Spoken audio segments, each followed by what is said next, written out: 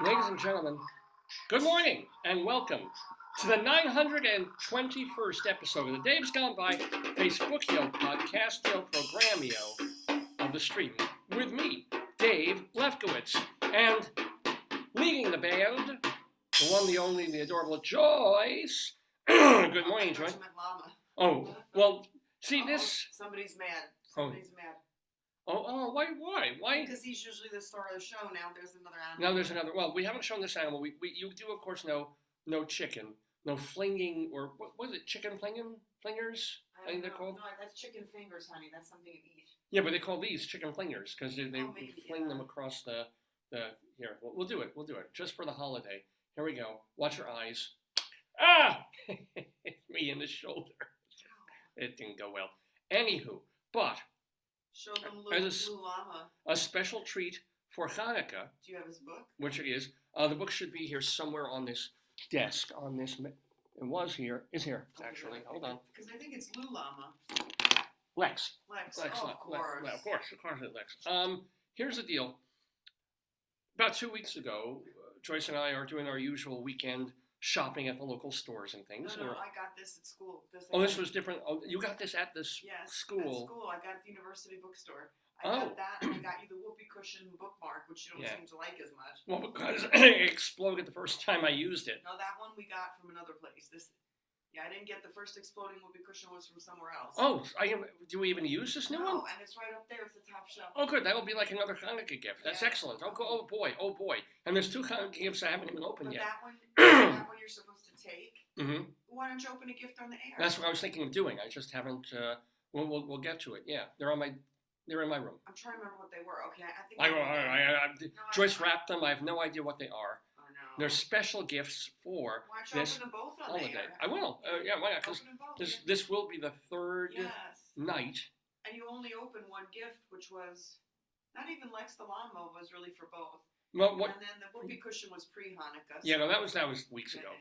But the how do I first of all, happy Hanukkah, everybody. But how do I even approach this? So I think it's wonderful that the industry, such as it is paying attention not only to eccentrics like me, but Jewish eccentric. Yeah. This is mainstream for. I don't know if it's for kids or kitchen. I don't know what it is.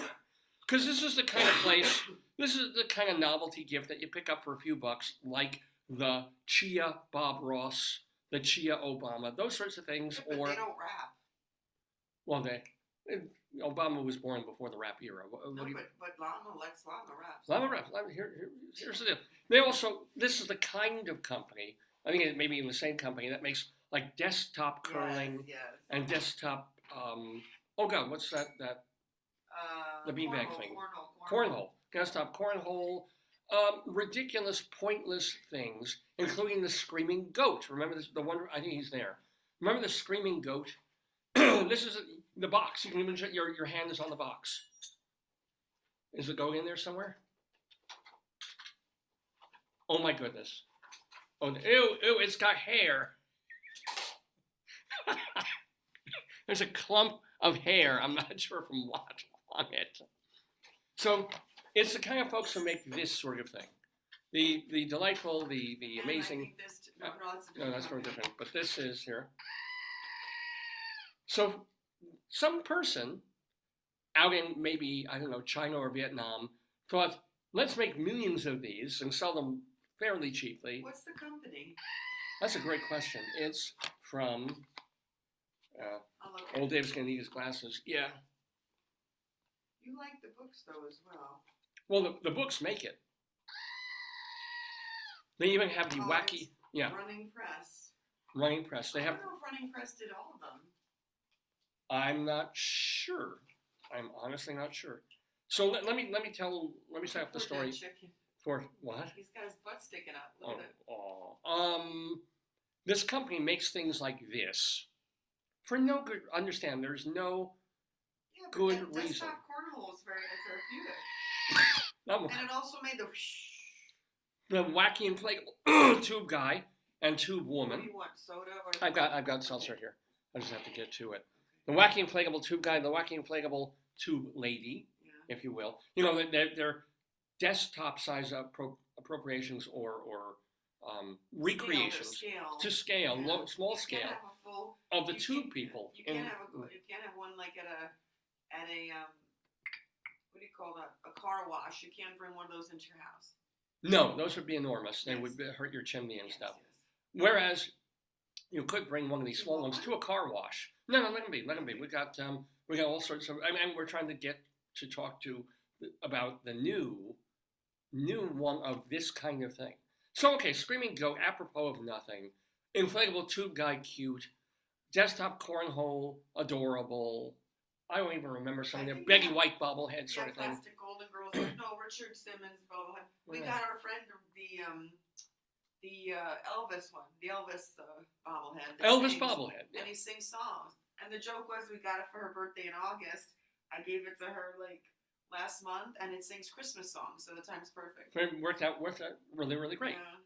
Well, this could not have worked out better because 2 weeks ago, Joyce sees this. I enjoy shopping in the university bookstore. Yeah, the university bookstore. They have a lot of gag gifts, a lot of cute stuff. So you come in, and I always want to buy plants, but I'm going to wait until we move to the new building because they have some beautiful little plants there and gorgeous. But I don't want to move it, But so I looked at that, and then every time you go to the right, it's the seasonal stuff. So they had all Hanukkah and Christmas stuff. Right. And I guess some Kwanzaa. I didn't see Kwanzaa, but it wasn't time. I'm sure they must have had a Festivus pole. That would be the easiest thing. But I just I looked through stuff and I saw it and I was like, what's the llama doing here? Because I I have a llama myself. I own a llama. Well, Joyce, no. I mean, we're in the kind of community, or we were in Colorado anyway, where people actually did have alpacas and llamas. We don't own a llama. Mine is not real. Joyce has a stuffed animal llama that she absolutely loves, that she sleeps with, which is, awful for me because she used to sleep with me. But now she sleeps with this llama on the bed. He's really, really cute. Yeah, she's very cute. So, but he doesn't like a lot of the things we have here. We have a lot of potatoes. We have a lot of things. As a matter of fact, in honor of Chanukah, we did bring our... Why didn't you get the right ones? Because I forgot to get them because I was busy running around. Here, less haters, more taters for Chanukah. He's not really a lot. This is more of a baked-ish issue. and again, Joyce and I look for crazy, ridiculous, eccentric crap. Even if I did, please understand this, even if I didn't have this video podcast to do on Saturday mornings called Dave's Gone By, even if I were doing this, we would still buy stupid, crazy crap just like this. Because. So we're at, I told you this story about 3 weeks ago, we're at Target. And Target has holiday stuff in the back area, but in front of the Target customer service and returns area. Somebody else wants to join the festivities. Oh, else? Oh, really? He doesn't. Yeah, no, that's not sure why him. Here we go. We see sitting there, or Joyce really sees it because she's up. I was returning the calendar. For some reason, I bought so many calendars. Yeah. But so you wanted to look at them and see which one you wanted, the soft cover, the hard cover, the whatever. So you bought them all and returned 3, and kept 1.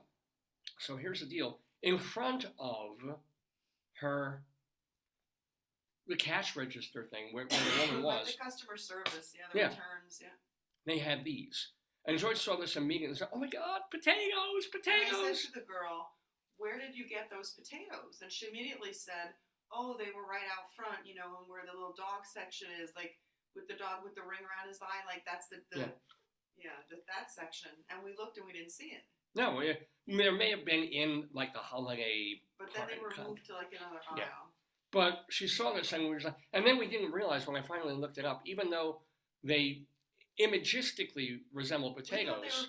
The girl and I thought they were potatoes with salt and butter. Right. That's what we felt. Which makes sense. But turns out they're actually sukanyot.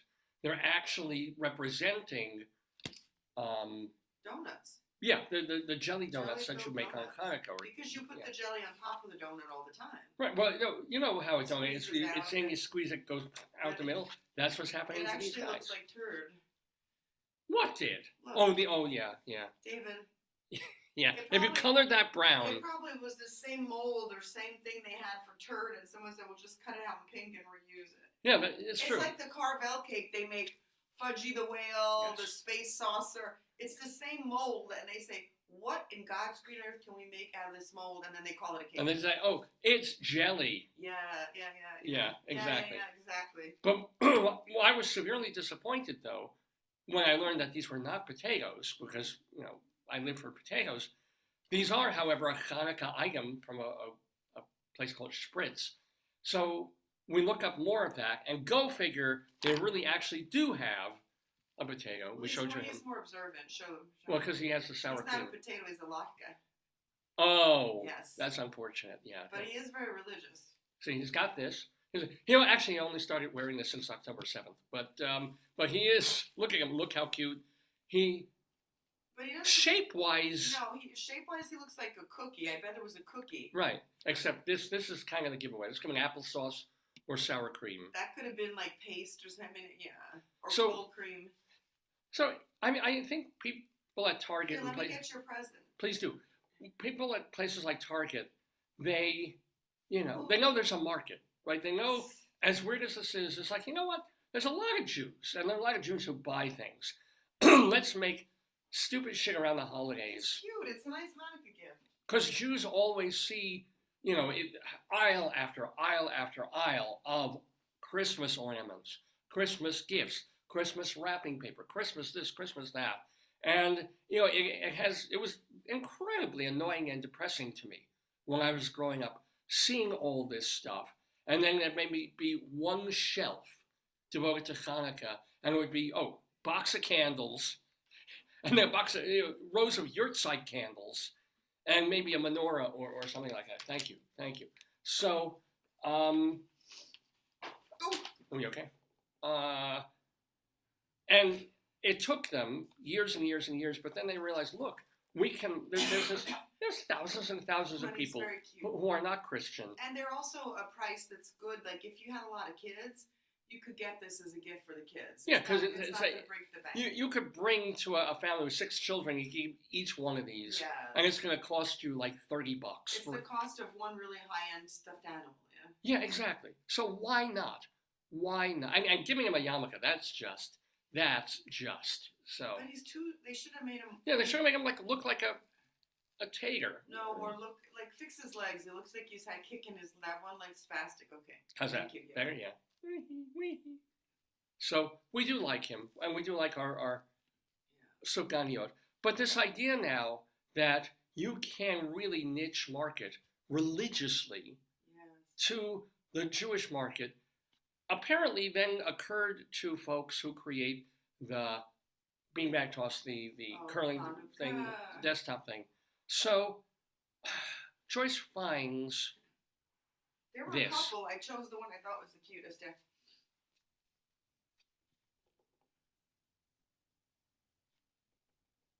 Is there really anything to say? Yeah. Is there really anything? I mean, yeah, we're going to say a lot about it. I think you have to tell people because it's a lesser known story, and I think Yeah. Do you want to read the origin? Because Rabbi Saul's going to do some reading later. Why don't you read the origin story? You could save it for next time if you want, or this. Well, it can't be over by next Saturday. And you just make it up. Well, somebody already did. This is the beautiful thing. Yeah, the beautiful thing about this company is that they give you not only the ridiculous toy, but a book that goes with it. So they did this with the wavy inflatable guy. David, there was a king, Antiochus, right? Well, that's real. Yeah, a mountain goat. A goat. King Antiochus, a mountain goat, and no friend to the llamas, led the Syrian Greek goats to Jerusalem, where they took over the temple. So it's a goat-to-goat issue. Oh, wait, well. And then, what was a llama like Lex going to do? He's the holy llama of Jerusalem. They should call him the Dalai Lama. Yeah, maybe they will at some point. Yeah. It looks like Matthias, a cool llama. Matthias, yeah. Yeah, a cool llama dad had raised his 5 llama children to be great fighters, including Judah Maccabee. Right? Who's also a llama. Judah was a majestic llama, tall and calm, a strategic military leader par excellence. Lex wanted to fight back and asked Judah how he could do it. Lex became Lex Lexabe the Shamash, the #1 support llama for the hero of the Hanukkah story. He's a support llama. Yes. So wait. So there are llamas that go to handicap people. Yes, and llama's triumph over the grief was a llama miracle. Yeah. Yeah. Lex B and the Judah Mac. No, it's all about goats and llamas. Llamas. Here's some llamas fighting. Oh, that's scary. Let's see that. They're Llamas in battle. They don't. Oh, they're cute. They're not really having. No, there's no blood being spilled at this no. point. This is yeah. They're warrior llamas. No, of course they are. Of course they are. Here you go. So basically, they're fighting. Somebody wrote this. Somebody put this together. Let's see. They increase the oil. How do they increase the oil? I don't want to know. What can the retelling? And probably emu oil, if you think about it. Yeah. Pardon me. What's this here? Who can retell the things that befell us? Who can count them? In every age, a hero or sage has saved the day. Hark, in the days before yore, in Israel's ancient land, brave Maccabees with Lex, the faithful band. But now all the holy llamas must, as one arise, redeem themselves from Syrian goat Greeks through deed and sacrifice. Can you just read those last two lines again, please? Here, you just read the pink. It's the pink. That's what she sang on her honeymoon. Here we go. In days of yore, in Israel's ancient land, brave Maccabees with, pink on white paper. It's time for old Dave to have his glasses on. There we go. Not in the ear. Oh, that's better. Lex led the faithful band. Here we are.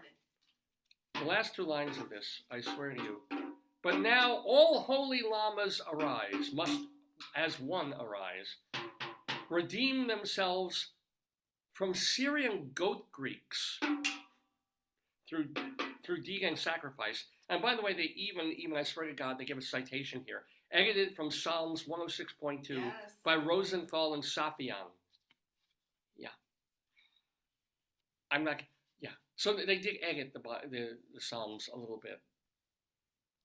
Any more? So they create this. The Chanukah llama, who is very cute, and who again, it says, give gifts. Traditionally, Hanukkah wasn't known for gift exchanges, although kids got a few coins. Yeah, that started with Christmas. Finally, find a home for your little Hanukkah llama. Let it be on your mantle or your desk, even right now next to the Hanukkah menorah. Now give your llama a gentle push and sit back and enjoy some holiday beats and celebrate the holy festival of lights. And it says Happy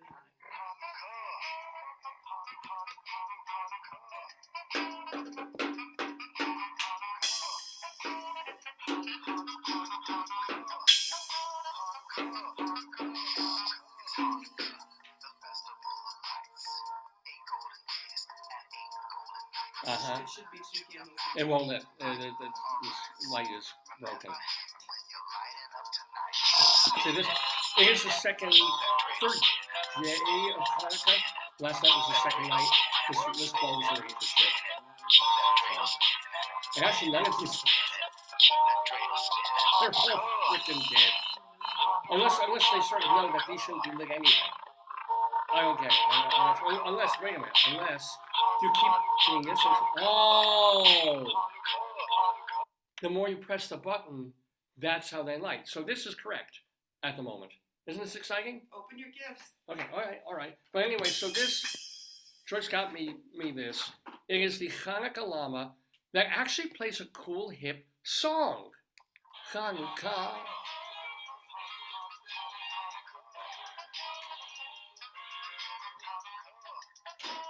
Because you figure it played Dreidel, Dreidel, Dreidel, or some other song that we all grew up in Hebrew school, but they write this new song.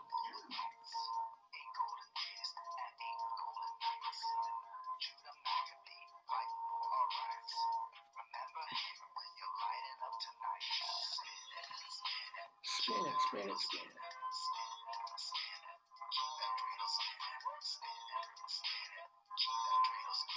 Sort of sounds like that rapper Jay Zion.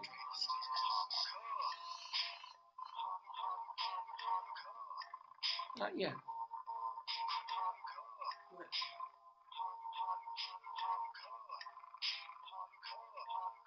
I never noticed in the background towards the end when he's doing that, you hear like a llama, like making an animal noise. Yes.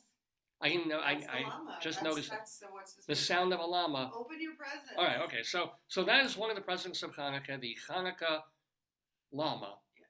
The Chanukah His llama. name is Lex. Lex. Please Of course. refer to him in his proper name. He has a name. It's Right. not like human. I don't look at you and say human. I say David. It's Lex Yeah, llama. when my wife looks at me, she doesn't see a human. Now, here's the deal. Should I open? What? You pick it. Okay. Do not your nose. Pick the gift. Oh, all right. Let's do. And it's not Jebby nuts. I gotta figure out if we can get Jebby nuts from mom. Right. Let's do the soft little one. This thing first. That's also what she said on our honeymoon. Hold on. You have to wear the bows though. Like, Yeah, can we put them on? On your shirt. Oh, all right, well, I taped them probably. yeah, they're taped on, but here I can kind of ruins the wrapping paper. Oops. Yeah. We'll live without that. Okay. How about this one? We can try this one. Oh yeah. Oh, I can kind of finesse that. There. Yeah. There. That's something. That's something right there. Let's take a look at this. I hope you like it, honey. You happy? Why, now? thank you. Why, thank you, my darling. I tried to get you stuff that you would enjoy. I should really do this on camera, shouldn't I? All right, here we go. It's your live show. What is it? It feels octa-ish, but I'm not sure because it has like leg things, or maybe. I don't know what she put in there. Look at them. They're almost like a menorah of French fries. That's what I thought. Yeah. How many? There's like 6 though, right? There's 6 with those little. They're like, what are those? They're French. It's bray. Oh, it's They're French fries. French fry with a. Yes. So let's make friends. Okay. Yeah, you underwent the same kind of fate. What shall I call you? Julian. There's a little fries joke right there. They speak French, honey. Wait. Also, have to introduce them to. I thought you could hang it on your on the little. You know how you have the thing on your I beg your pardon? the hooks on near your file cabinet. Oh. Or it could hang on a door, closet. It could hang on the closet. Yeah. Because these are not holiday specific. They can be anytime. They're very cute. Thank you very much. Was this like an Etsy thing or just where? I'm not telling you, it's a gift. Okay, all right. Just accept it and enjoy it. Why, thank you. Why, thank you. Now you have 6 new friends. You won't be alone. Actually, if they're French, they should be pommes frites, but or fried, yeah, kind of. But except, why don't they call them pommes frites Francois? Because then that would be French fries, potato. Yeah. I guess in France they're already French. They're just fried. Fries, yeah. Okay, so that's one gift. Thank you very much. Thank you. You're welcome. And now, gift numéro 2. Play the music, baby.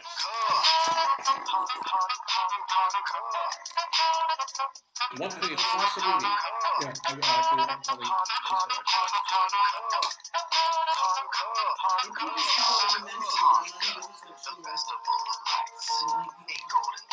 I feel like Josephine Baker. Okay. All right, here we are. Oh, I mentioned. Yeah. So let me set this one up. I've never been one for arcades. Oh my god, yeah.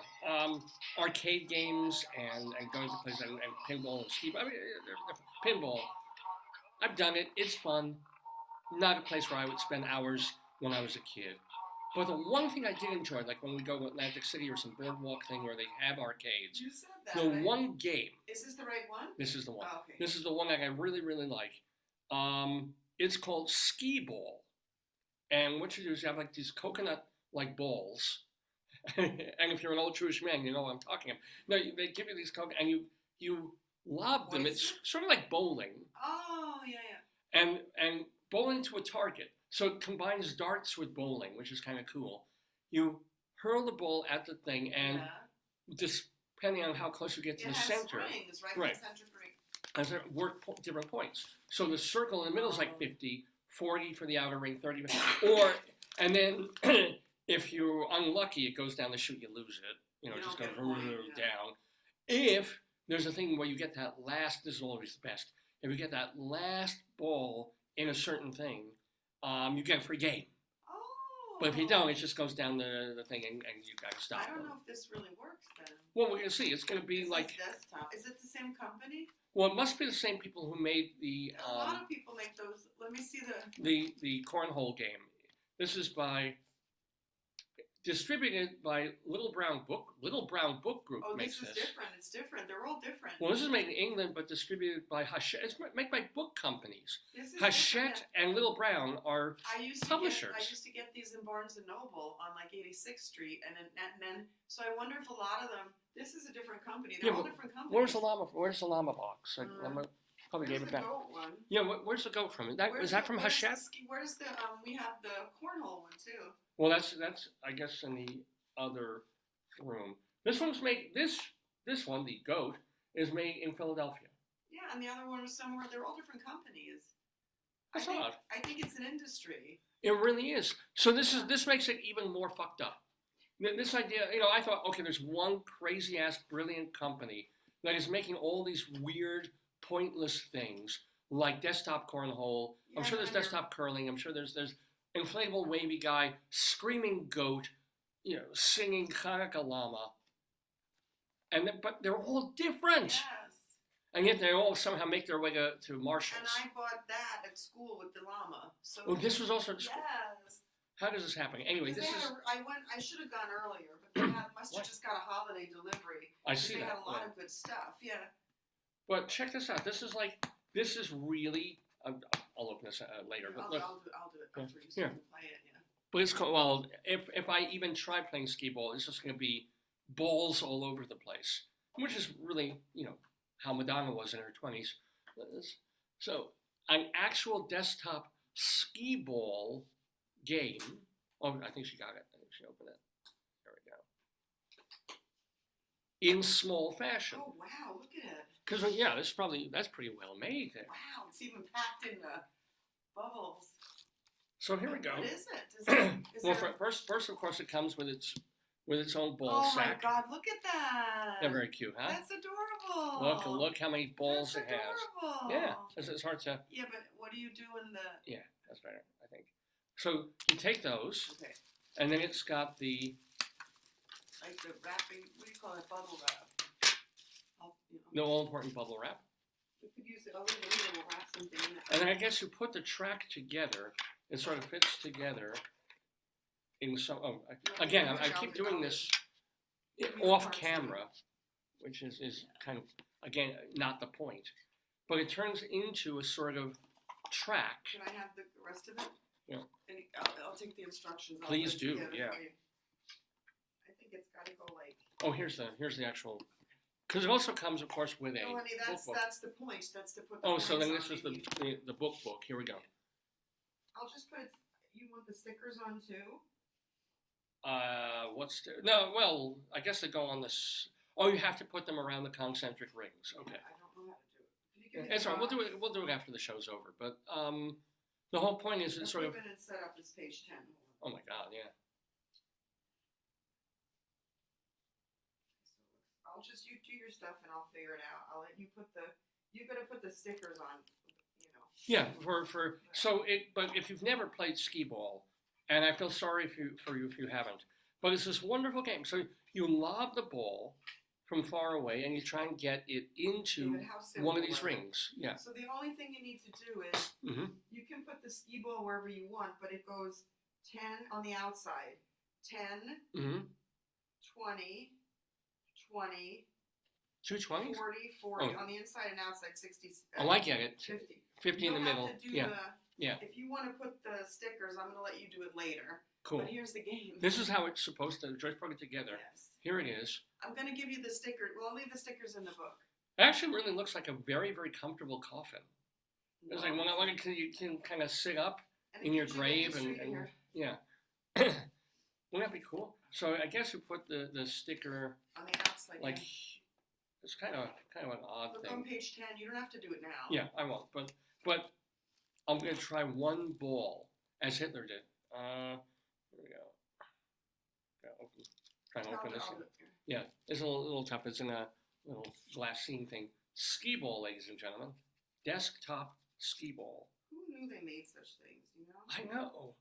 And the very fact that it's made by Hachette Book Group, as opposed to some Mattel or some toy manufacturer. Just one. Oh, no, Sorry, all of them. I can't judge them. They all came out. What? I can't bear this, and I have trouble with ball bearings. Oh. I got this little joke there. All right, we're gonna try this. We're not gonna, I'm gonna make this easier for all of us. Yeah. All right, here we go. And put a face the like. Yeah, I gotta lift this thing up. Oh no. Okay. Here we go. So, so what you're supposed to do, I mean, I can't imagine playing this where the balls just don't go everywhere, all over the place, all of the time. Just put it on the ground so you could do well, if I do, hold on, that, I don't think people can actually see the point or how the game... Well, you can explain it and then do it. Yeah, so, not really anything I can do here. So, we're going to lift this up a little bit. And you take the ball, and from a certain distance, you try and get it directly in the hole. That's the 50. Well, yeah, or you can get it into this hole or that hole, which would be 40 or 30 each. This one is 10 each or something like that.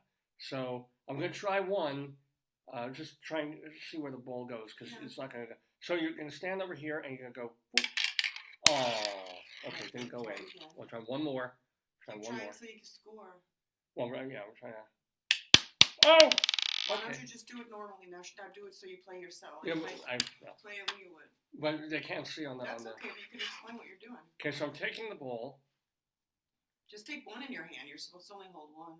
That's what she said. All right, here we go. I'm going to toss it at this, which is over here. I think you're supposed to roll it. Oh, you can't. So, that's right. It rolls up into. Yeah, that's going to be a mess. All right, here we go, folks. Up, see? You got one, though. Well, it went directly into the 10. Okay, so. Good. So you're supposed to bounce up, and here we go. Oh, no. Here we go. Over. Okay, one more, folks. Do all the balls. Let's see. All right, I'm going to do this quickly. Oh, no. All right, okay, no good. Here we go. Up, 10. You're doing good. Oh, 20. I got a 20 on that. See, and you get it. Yeah. So I think the bottom one doesn't count. The bottom one is that No, it's 10. It's 10. Even the bottom? Yeah, I'll show you. Where's the little book? Here. I have the llama book. Here, I'll show you. Look on page, I'll show you page 10. All right, yeah. Oh, that didn't work. One more. Oh, no. All right. So, yeah, no, but here's the deal. What? So, wait. Okay. This 10, is 20, nothing. 30, 40. You're right. That bottom one is worth 10. So you're always, in the regular game, the bottom one's kind of a loser. That's the one where it goes. Well, you can put the points wherever you want because you stick on the stickers. Where would you put the skee-ball sticker? There's a skee-ball sticker? Oh, I guess on the, maybe here? It's in the book. Oh. Yeah, there's maybe on the sides, like racing stripes. I don't know. Let's see, page 10. Do you have the box? Let me see where they put. Yeah, they do it on the side. Here, I'll show the people. See, they do it here. Oh, you should. That's nice. Yeah, this is snazzy stuff. See, rich people, they have bowling alleys and swimming pools in their homes. We have our own skee-ball. Yes, and cornhole. Game. What do you want? And cornhole. I tried to get you curling, but they don't have. I didn't see it. At some point, they're going to be making a curling one. You know they are. Yeah. And then old Abe is just going to quit his job teaching. That's the trifecta. Yeah, I will be home all day, skee-ball, curling, and cornhole. Yes. Yeah, and then I'll play some games. Don't even know what that means. Have no idea. Like your Chanukah gift? This is a wonderful. Thank you. Just for the nostalgic memories of playing. I don't know if they call this, if this is the same as Coconut Shy. Here's the history. Read the history of it. Oh, yeah. All right. Here we go. This one isn't funny. This is the book one. It's serious. Like, before page 10, there's history. Anyone who has visited an arcade is sure to see favorite games such as pinball, basketball toss, Pac-Man, well, this was written recently. That's Tony's, yeah. Air hockey, whack-a-mole, and many more classics. But with more than 100,000 machines operating worldwide, skee-ball, which was originally called box ball, No, it was always skee-ball when I was playing. Always skee-ball. I never heard that. Trumps them all as one of the most recognized and iconic games in the arcade world. So we're going to talk about gameplay and scoring and techniques. Your mini-sized skee-ball is the perfect size. Yes. So you can play the game anywhere, whether at home or at the office. Skee-ball was invented in 1909. Oh my God. In Philadelphia. Whoa. By a man named J.D. Estes. Now go figure, the screaming goat came from Philadelphia. This comes from England. Well. I have no idea. The rights to the game traded hands a couple of times and landed with the Philadelphia Toboggan Company. Now, originally the game had a 36-foot lane, which was just too big to put in an arcade, not to mention harder to play. It was later changed to the 10 to 14-foot skee-ball machines you see today. Yeah. As the popularity of the game soared, some places limited the number of machines or banned them altogether because they saw it as kind of gambling. Because, if you won, you might get prizes or something. The ban didn't last long, and today you can see it all over the world. This kit, all right, we did I will assemble it. Scoring. A game can be played with 2 people or solo. There are 9, in a standard game, you get 9 balls, which is, really heavy to walk around with. And then in our mini, there are 5 balls that should be placed in the tray that sits behind the target, okay? It has an inclined ramp. All right, enough of that. For a 2-player game, for a 1-player game. All right. Tips and techniques. Oh, okay, good. Yeah. We got to learn how to be a ringer. First thing to recognize, is that you're not throwing the ball, you're rolling it. Now, when rolling it up the ramp, you can try a hard roll, where you put a lot of strength and speed behind it, or a soft roll, which you cover with salt, and it's kind of nice with mustard. No, I thought it was like cotton. And then you roll it slowly and gently up the ramp with a little speed. Most people prefer a hard roll, because that soft rolls usually lead to a gutter ball. Or the ball doesn't even make it up the ramp. Yeah, the bottom roll is the gutter ball. Yeah, there it is. Also, a few different rolls you can try. The first is a basic bowling-style straight roll. You can also try a side shot, where you roll up the right and left and hope it banks that way. Many players agree that side shots work better for scoring points than straight ones. Okay. And you can also try sliding it as if it were an air hockey puck, which causes a quicker rolling ball. Wow. Some people prefer to roll. Oh no, what? I would love to, abstract this sentence from this book and just put it somewhere, maybe on a poster. Oh God. Some people prefer to roll their balls while kneeling as opposed to sitting. Yeah, but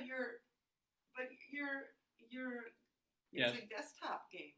Yes, I know. But just taking away from all this, some people prefer to roll their balls while kneeling as opposed to sitting. Yes, I think that's true. I heard that. That's like something I have Kermit Schaefer's bloopers, if you remember. Whoops. Now, was it the romper room lady? Now, everybody grab your balls, jump up in the air and play with them. I see David, I see Fred, I see Peter, I see Paul. You would see Peter, yeah. Some people like to roll. You'll want to aim your ball for the 50-point hole. Of course you do. Oh, yeah. It's the hole with the highest point value in the game. Even if your ball falls short, it can still drop into one of the lower. That's a good idea. Aim high. Yeah. Because you're going for that center thing. Yeah. Worst case scenario, you aim for the 50-point hole and your ball misses and drops in the gutter.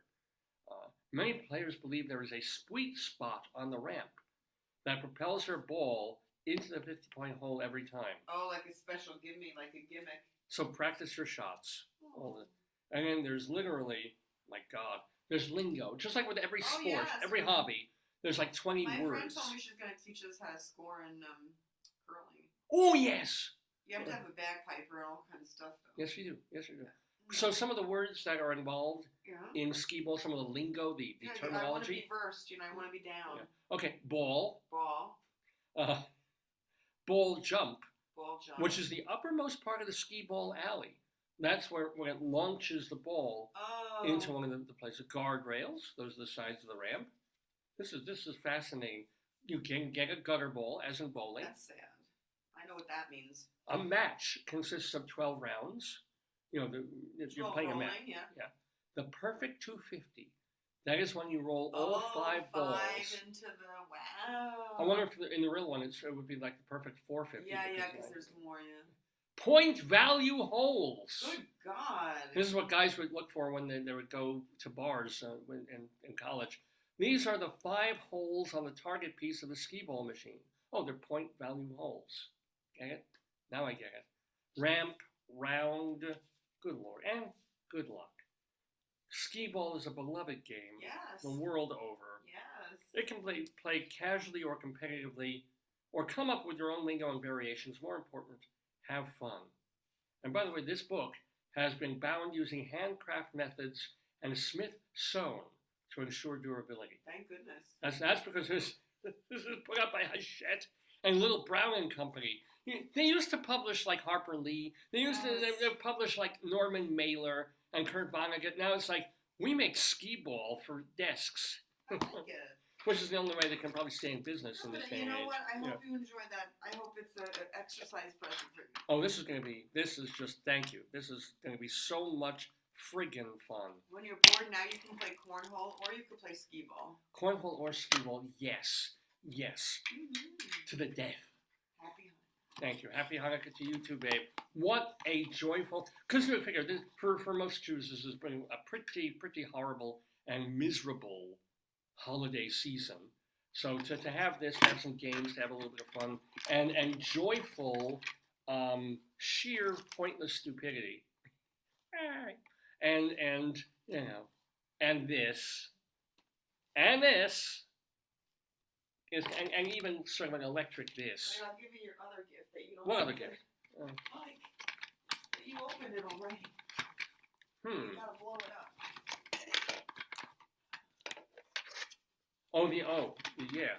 I'm just going to put this away to get it out of our frame of reference here. Anyway, you're watching Dave's Gone, but can you believe it's according to 10 already? Where'd it go? What was it? What? It was your book. Another chicken? No, it was your book.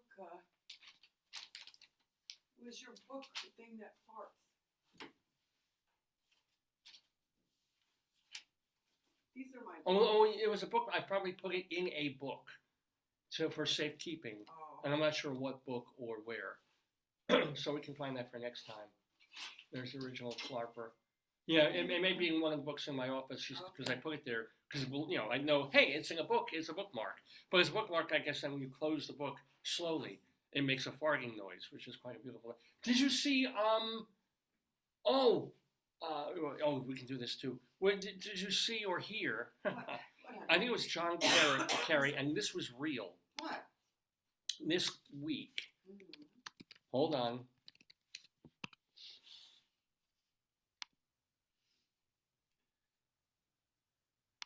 We don't know if it was him or somebody near him or farted in a way that's just magnificent.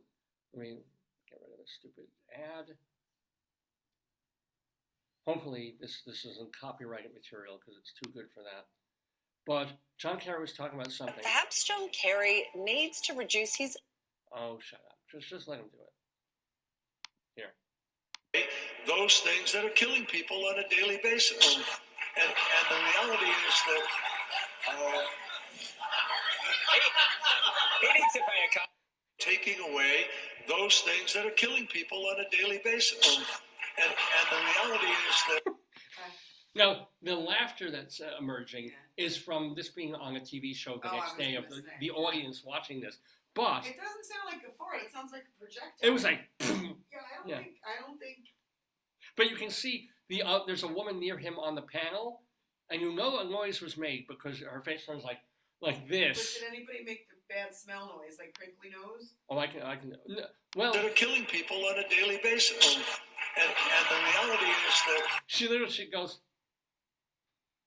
No, that I believe, David. That's not a fart. That's a. What could a fake one? That's some kind of machine. Oh, nothing makes that sound. I don't know. It was quite beautiful. Let's hear it one more time. I don't believe that. Let me see if I can find it without the clapping. Yeah, the clapping takes away from the loud fart noise erupts during Kerry's speech, but whether it was Kerry doing it. I think it's the girl because she looked. She tried to look away, like, who did that? But, she looks like she weighs 130 pounds. If that came out of her, she ruptured something. She no longer has a working gallbladder. Maybe she took some kind of laxative. Here we go. Here's John Kerry. And the reality is that we're not doing it. So, the measure here is really sounding the alarm bell. I find myself getting more and more militant because I do not understand how adults who are in position of responsibility can be avoiding responsibility for taking away those things that are killing people on a daily basis. And the reality is that that's not him. It sounds close to the climate crisis and the health crisis are one and... Yes, farts have entered the political lexicon, ladies and gentlemen. That was a bit of John Kerry. Whether or not it was him, that's not him. It sounds like the fart's closer to the mic. To the mic, but it was. But it wouldn't be close to his vocal mic. It would be. Couldn't it be the sound guy? I wonder. Yeah. I wonder. I think it's the sound guy or that woman pushing it off on someone. Because she turned her head. She was like, Yeah, she's like, oh, who did that? Not me. Not me. They say they who smelt it dealt it, right? I know. So, although it really doesn't look like because she sort of looks like, what the hell? What in friggin' hell is that? Anywho, you're watching Dave's Gone By with me, Dave Lefkowitz, my wonderful wife Joyce, here live on this Saturday morning. It is December, what is it? It's December 9th, 2023. We're here with the 921st episode of the show. We're calling it in deference to a guy whom you would never know was Jewish, except if you knew he was Jewish, playwright Eugene Ionesco, in his play The Bald Sword. I never liked Ionesco's stuff, but he was important in terms of absurdism and ridiculousness and strange comedy. And so there's a line that repeats over and over in his play The Bald Soprano, called where the characters just go, Cascades of KAH, Cascades of KAH. So we're calling this, of course, Cascades of KAH, but spelling Ka, K-A-H, in honor of Chanukah. Chanukah. So it's Cascades of Chanukah, here on Dave's Gone By, live, as we are every Saturday morning from 9 until noon-ish or thereabouts. Remember that you can listen to our old stuff and watch our old stuff, not only on our Facebook page, where you are right now, Dave's Gone By, the name of our Facebook page, but we keep our archives in a couple of different places. Now, one of them we've been talking about is archive.org. Archive.org, this marvelous website that gathers together art and literature. Chicken wants to explain it too. Bring chicken. Oh, hold on. Do you need your tea? I need my seltzer. This is hot. I don't know what this is. That's just old coffee, but this is seltzer. I need this too. Is that not your cup though? Oh, whoops! I just drank from the rabbi's cup. Oh God! You're gonna have the John Kerry farting because he usually puts his bromide and his laxatives in that cup. No. It's from the rabbi. I'm coming to get his syphilis. I also think it's full of scotch or full of vodka. So. Manischewitz. Manischewitz only. He's loyal that way. So chicken. Archive.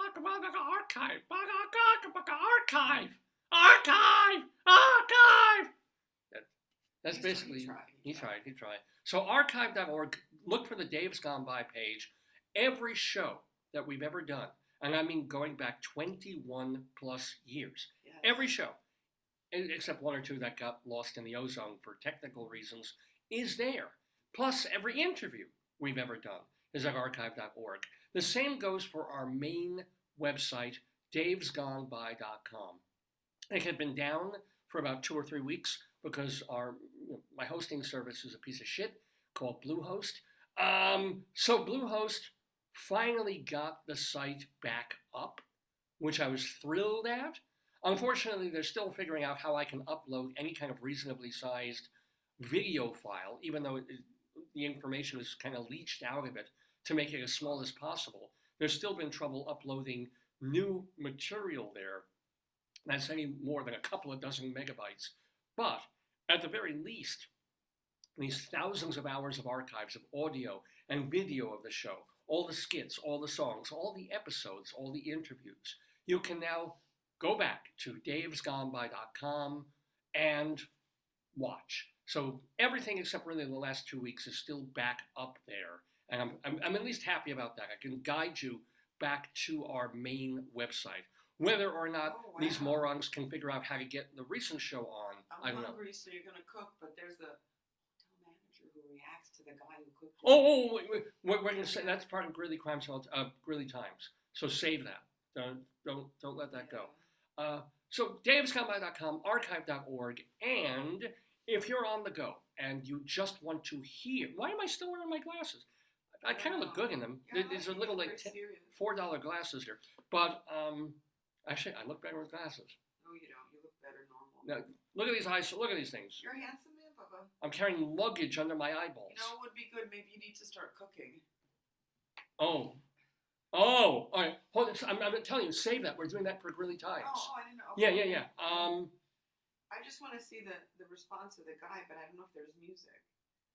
Oh. No, we can mute it or something. Well, we'll see. But no, because we have an amazing elsewhere story for Greeley Times. So, castbox.fm. Castbox.fm. That is a place where we have only our audio. Because, we started putting stuff up there before we were in a video show. And it's podcasting. So you can treat this, even though it's a video, as a podcast and just listen. So if you want to go to the gym, if you want to go to drive, if you're on a train or something like that, or if you're just running around in the park and you can't watch the show, then you can listen to the program audio only just by downloading it from castbox.fm. Either way, it doesn't matter how you access this show. We also put all our programs on YouTube, and then they take a bunch of them and say, oh no, you have copyrighted material on there. We're muting it in these 8 countries, including yours. So there's a ton of stuff on YouTube, just not all of it. Your best options for accessing the show are archive.org and davesgoneby.com. Anyway, it is a few minutes till 10 o'clock in the morning Eastern Time with me, Dave Lefkowitz, and my wonderful wife, Joyce, doing Dave's Gone By. On this show, I keep mentioning Greeley Times. This is an exciting thing. This is where people call the police departments in northern Colorado, the Greeley department, the Evans department, Johnstown, that sort of range of areas, with problems that they see in the neighborhood. Something where they want you, the dispatcher, to send a cop. And they explain why.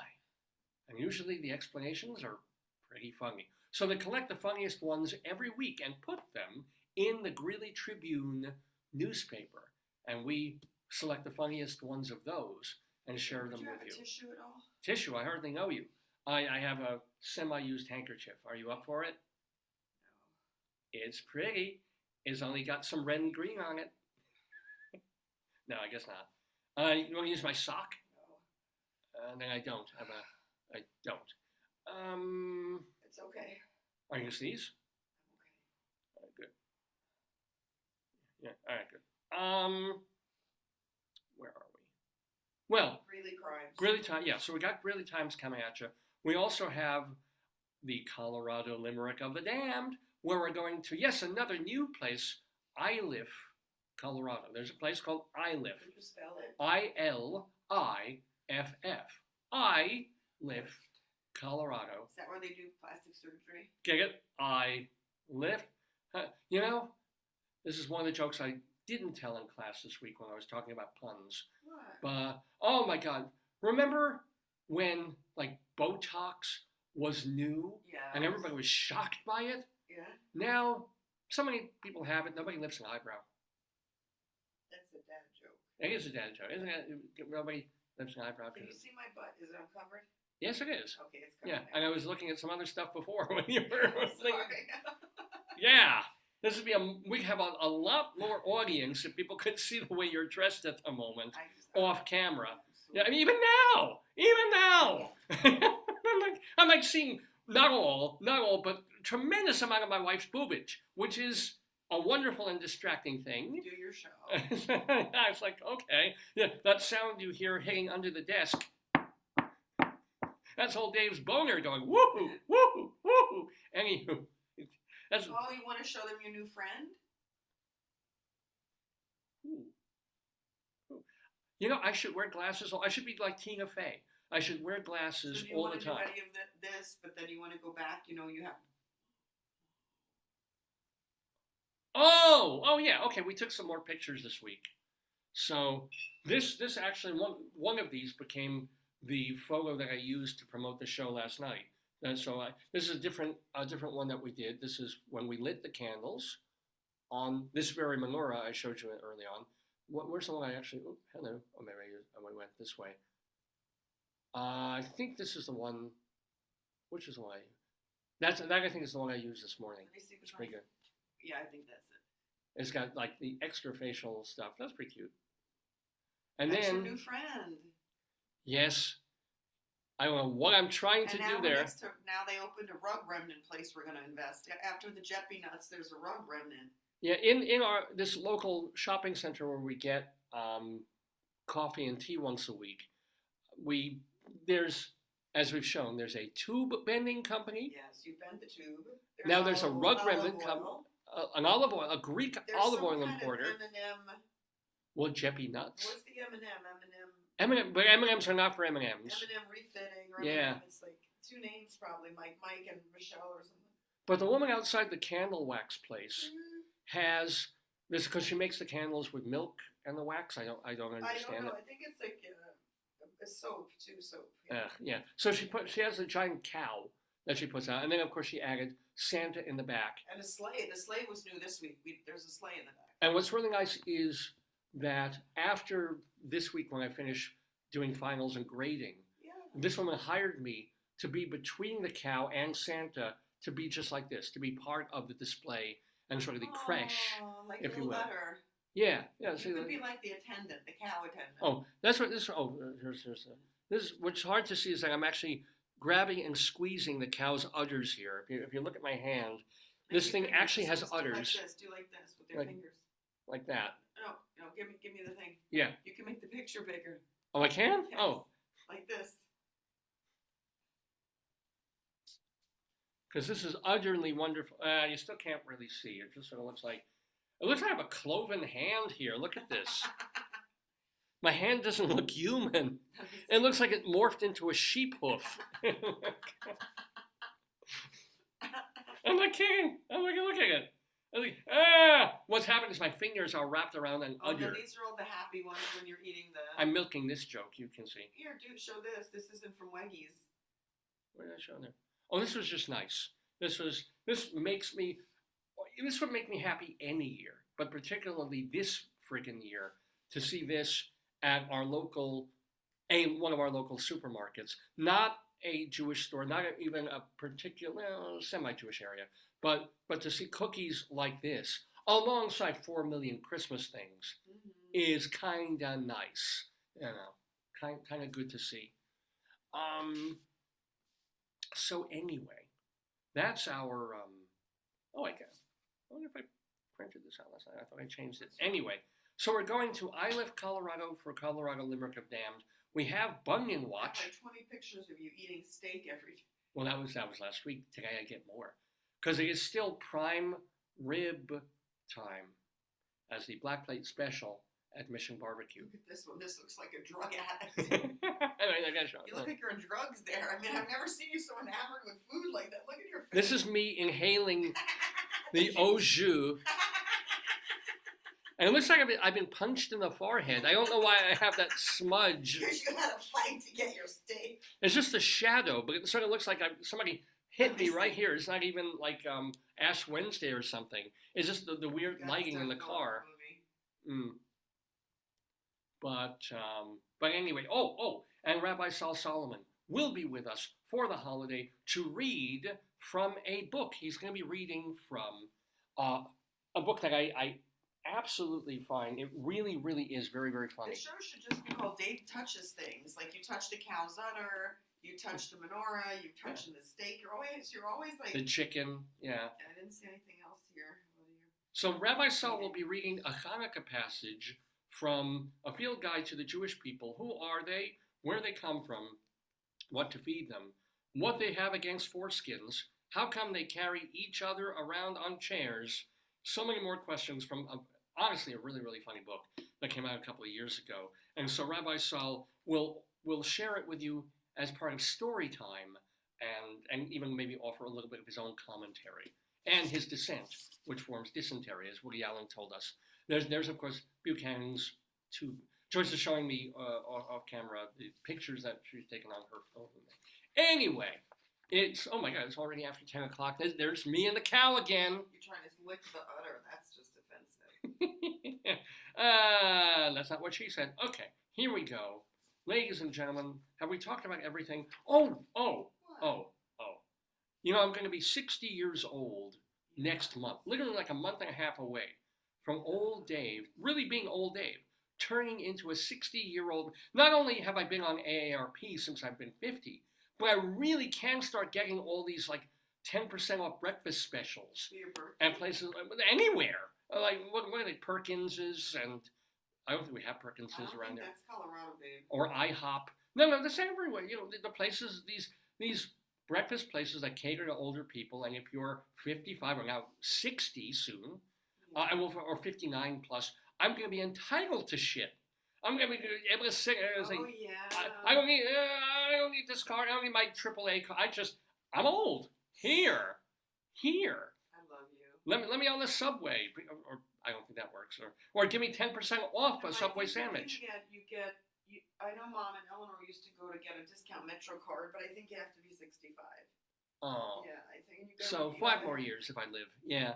And if I even need one, you know, because we're in Maryland now. But here's the deal. I did get a reminder this week that I'm getting older. I did get a reminder that I'm not 20 or 30 or 40. I had a reminder. Your spastic colon, did you fart while giving a speech? No, thank God. No. Everything's been holding and working ever since I was taking that Sudafed a month ago for the cold, when my prostate started like behaving in all sorts of weird ways. Because I took like 6 Sudafed in a 24-hour period, and suddenly, like, I would be every 8 minutes, I would be jumping out of bed, like bathroom, run to the bathroom, and like stand there, and then like, okay, this was supposed to be urgent. Show them what happened to your prostate. And you're like, oh. I'll just be looking down at it, like, what the fuck? Come on! You got me out of bed, you're not letting me sleep. And then, like, discomfort, Yes. like, oh! And finally, a trickle, and I pee. I'm like, okay, good. I've done peeing. I'm fine. I would go back to bed, and 10 minutes later, it's like, fuck, I gotta pee again! But that was really the result of being sick and taking Sudafed. Had nothing to do with my prostate or me, really, which I assume, I'm hoping, are perfectly fine. But I did have this thing, and it doesn't help that I'm a Jewish man rather than a black man or something like that, where I really had to pee. I come home from teaching or work. Go home from school. I was like, oh, man, I got to pee. So go to the bathroom. How many of you have done this? Where, you know, and I've been wearing these pants all day, and it was a little, you know, it hadn't gotten really cold yet, but there was like a warmish day. I'm driving, I'm running around, I come in, pull down my, you know, under the pants, boom, I pull the underpants down, but I don't do the thing that men of a certain age do, and that I often do when I remember, when I'm thinking clearly. I forget to pull my winky off of my nuts, because it had been sort of lying on the front of my testicles. TMI. So I'm like, you know, because I just wanted to like boom down, and 90% of the time it doesn't matter. You're just kind of peeing. But in this particular case, because my pants have been on, it's been warm, and my schmeckle was stuck to the front of my yahoolies. So I'm not thinking about it. Like, oh, good, thank you, toilet. No. And then I realized that I feel like pee going down, sort of hitting my thigh and down my leg, and then I was like, oh, because it was also I was standing on the little white rug.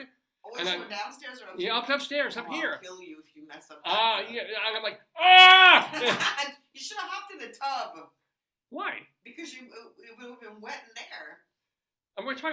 a couple of, as soon as I felt it, Oh, you I'm like, stopped? no. Okay. Yes. Okay. As soon as I felt I was peeing kept down my going. own leg, I stopped. I didn't know if you kept going. No, I wait. I just like, I'm in it to win it.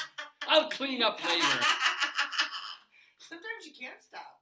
Well, no, thank God I still have the Can't prostate stop, that will won't allow stop. me. Yeah. Yeah. But no, I was like ah! I feel like, why the hell is it? Because sometimes it's, I don't know how this happens. A man will know, if you're standing in front of a urinal or something, you will feel a little splat. You'll pee, and then like Why? droplets of water, something Kick comes back, up. Kick back. Yeah. But this was not. This was like, I'm peeing on my thigh. Maybe the toilet was fighting back.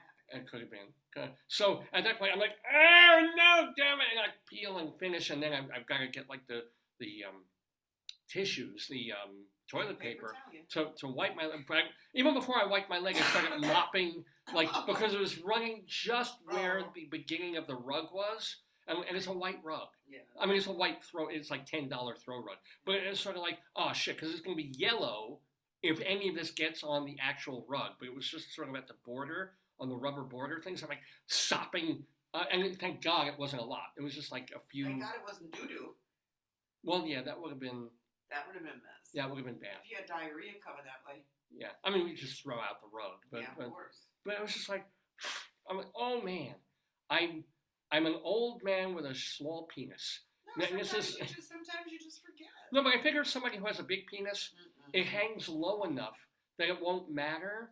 No, but it would still be, if it's something's aligned with the body, it's going to go on your clothes. It's just hugging your body. Yeah, it would probably hit his feet. It probably wanted to stay warm. Your pee-pee wanted to stay Yeah, it with you. wanted to stay warm. It didn't want to Maybe be. your pee-pee was, like your urine was afraid of the toilet. But I forget, like when you go to the theater, not that you're really looking at other guys, but they always do the tug first. Like you're lined up at the urinal, and it's, and for years I just like I unzip my pants, I'm out, and boom, I don't even think about it. Other people are like they're doing the tug thing. They're like, What the heck is that? they're yanking the fronts of their dicks off of their balls so that they don't piss right, down the front of their trousers. And it never occurred to me. I never had to do it. David, you should have gone with that guy Yeah. when we were at Randy's, and he was telling the grandfather telling the kid how to use his jingle hopper. You should have listened to that lesson. Be sure to hold your jingle hopper. Remember that? That would have helped you. Yeah. I should have held my jingle hopper. Yes. Why don't you listen to that man? Because I just had to go. I didn't think about it. And then, oh no. Oh no. That's sad, honey. I'm sorry to hear So that happened, forget, all the tragedies in the world, the sadness, the death of Ryan O'Neal, the Hamas-Israel thing. Old Dave peed on his thigh this week. That's just... Are we doing Greeley Times, or are you finished? Yes. Okay. Yeah, we haven't even started Greeley No, I was Times. saying, I don't remember any of it. And we have a big story in Greeley Times that we were talking about last week. Let me put this... Put that in your pocket. Yeah. Oh, you look pretty. Thank you. Thank you very much. So, Greeley Times is based on actual phone calls that come into the police department in northern Colorado, where Joyce and I used to live, and we would get the Greeley Tribune newspaper, which is still around, and they have this column where they would collect all these ridiculous calls that came into the police department in the past week. They call that cop log. We do Greeley. Notice I'm thumpering for time here. Greeley Times!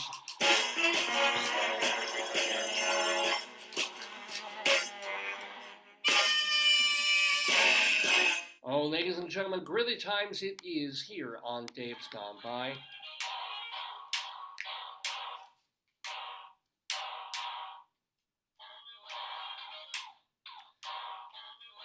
So again, these are not made up.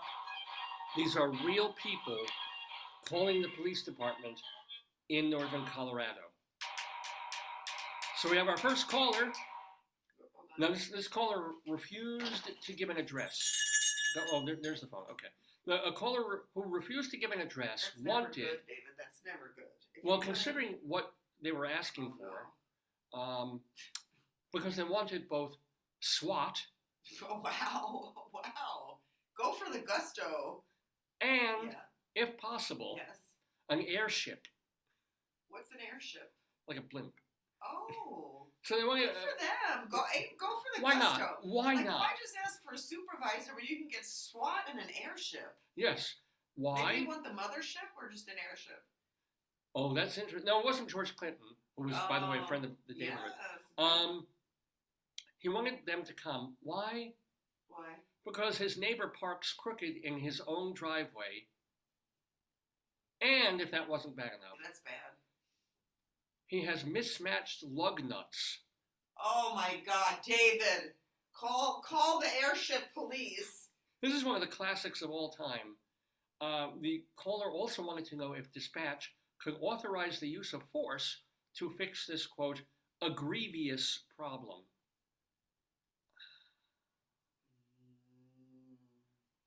Doesn't say whether the police followed up with a SWAT team. I hope so, and maybe some lug nuts on an airplane or something. Yeah. I would bring a SWAT team. I would bring 3 cops over to just swat this guy in the face. I would bring him somebody who could assess him. Yeah. Oh yeah. Because you know what? He's not just nuts. He's lug nuts. He's on Jefferson Airship, I think. Oh man. Pardon me. A caller. Oh, you dropped your phone. Oh, my flower. Okay, hold on. Hello? Ah, got it. Okay. A caller on First Street Road reported that her neighbor always blocks her driveway with his truck. When police arrived and asked him to move his truck, he said he wouldn't pay the ticket and slam the door on them. That's a nice neighbor. That's someone you want to be living next to. But also, like, they're not there for the ticket. They're there to just ask him to move the truck. Yeah. Well, I think you do get a ticket if you park in front of somebody else's. But you know the joke? It's like when someone just like asks something and then you confess something else. Like, don't go deeper. Oh yeah. He'd be bad in jail. I'd be like, so which one of you hid the shiv in the cake? Oh, you mean the bomb in the laundry room? Oh, whoops! Yeah, I mean like that's Yeah. Well, I mean, I'll tell you. One Christmas, they bought my aunt a television and they put it downstairs. And they said, don't say anything to Aunt Helen. That it was a surprise Christmas. Her kids bought our TV. And I said something, and I was like, "Oh, the TV, like it slips, you know." Yeah, of but, course, yeah. And I was 8, but you know, you gotta. And they smacked you around a little bit when you did that, but yeah, no, rightfully so. She loved the TV. Didn't you have? Wasn't there a friend of yours or someone who, or maybe it was someone I knew? Yeah. They were on the AV squad. Back in like elementary or junior high school, and they were pushing a cart with a TV on it, and it fell on them. No, Nihal almost killed me. Oh, Nihal, yeah. Nihal was moving at Rockefeller. This is a friend of ours, yeah. And I don't know why, but we didn't have air conditioning. It was summer, and so she's moving from the main building to a really nicer like apartment, right? Yeah. At Rockefeller University, and we're tired, and I'm laying on the floor because the floor is tile, so I'm exhausted, right? And I'm laying like my head toward the door in her room, my feet toward the window, and she comes in with the TV and almost throws it on me. Oh. Which would have killed me. It would have. That's actually a different story. I remember that. No, I remember there was some story of like the AV squad was pushing like a TV on a VCR on a thing on a thing on a cart on a thing, and it just wobbled and like smashed somebody or was about to. Unfortunately, I'm not remembering it now. I don't know yet. That might have been your school. Any of my Bialik School alumni remember this. Please let me know.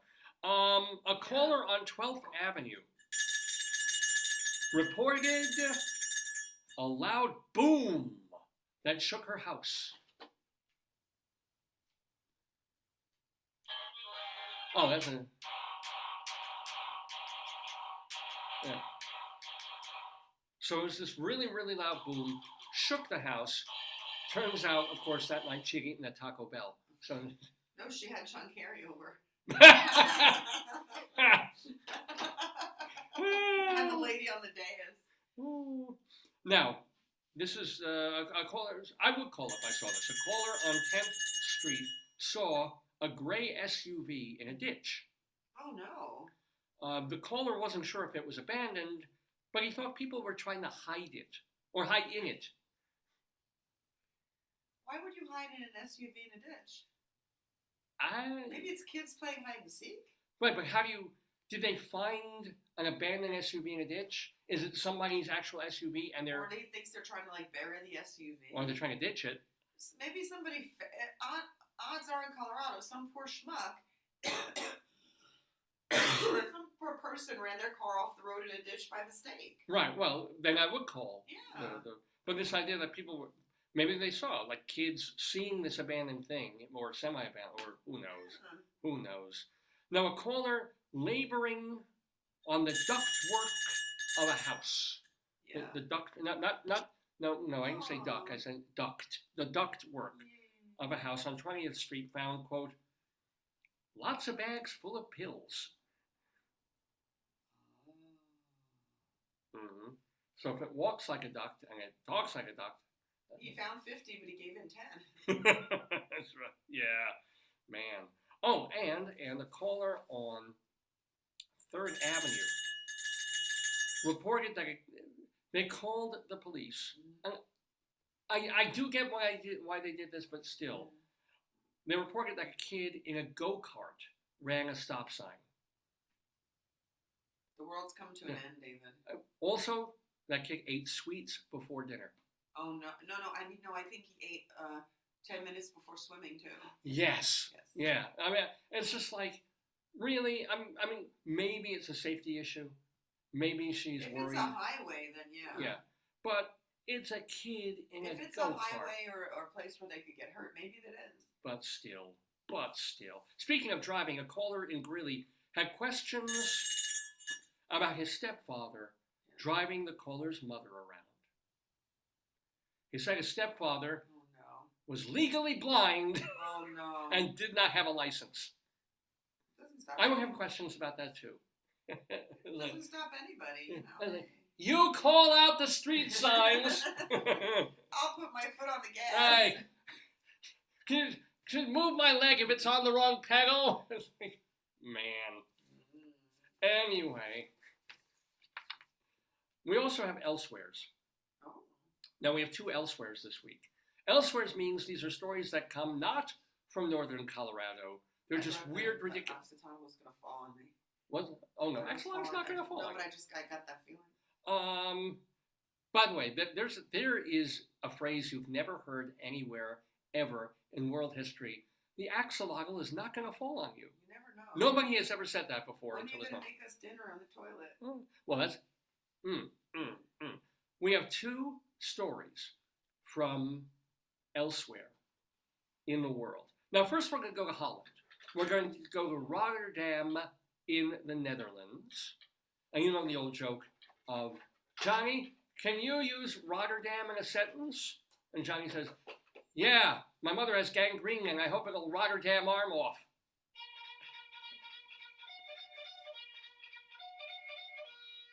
I should definitely wear glasses all the time. Okay, here we go. Did you know, this is from a week ago, we didn't get a chance to do it last week, but Wednesday, November 29th, was Pancake Day. Aww. Not a big deal here. It is probably on the list of that calendar in Wegmans that we see. While much of the world cooks their favorite sweet or savory pancakes on Shrove Tuesday, people in Rotterdam have a different tradition. Every year on the 29th of November, many Netherlands residents put pancakes on their heads. And a quirky celebration that has changed, that has gained traction. Of course, it has to be cooked. Otherwise, it's just dough, it's batter. I like that. Once the edible hat is in place, followers of the tradition say, "We wish you a happy and blessed Saint Pancake or Saint Pannekoek." Oh, I like that. This is real. I like that. Actually, do this. 3 decades. So the celebration was invented only back in 1986. That's a good year. By Dutch cartoonist Jan Cruijs, who had a panel that showed a father coming home in the evening to find his family wearing pancakes on their heads. Because, that's hilarious. 3 decades later, Cruijs expanded this idea to the Gospel of St. Pannekoek.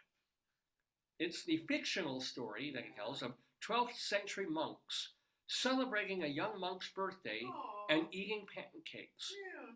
But there's only enough for one each. When the old abbot becomes cold, the young monk places his pancake on the elder's head. That's so nice. We probably didn't have hair. Right. Yeah, the monks. You know, they got the tonsured hair thing. That's when an angel descends from heaven. Whoa. Holding a golden frying pan. Whoa.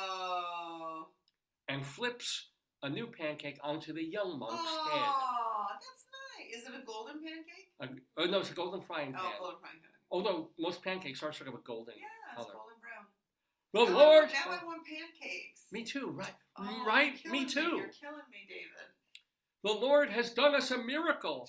We have a saint in our midst. The others The cry. little kid? What? The kid? All of them. In other words, the other monks look around, see that this has happened, that an angel has put a pancake On the young monk's head. Yeah. So he's the saint. Yes. We have a saint in our midst. The others cry. And then they put their own pancakes on their heads. Good. Well, doesn't say whether they starved to death after that. That's reverence. No, they have a lot of carbs. They're probably happy. They got some carbs.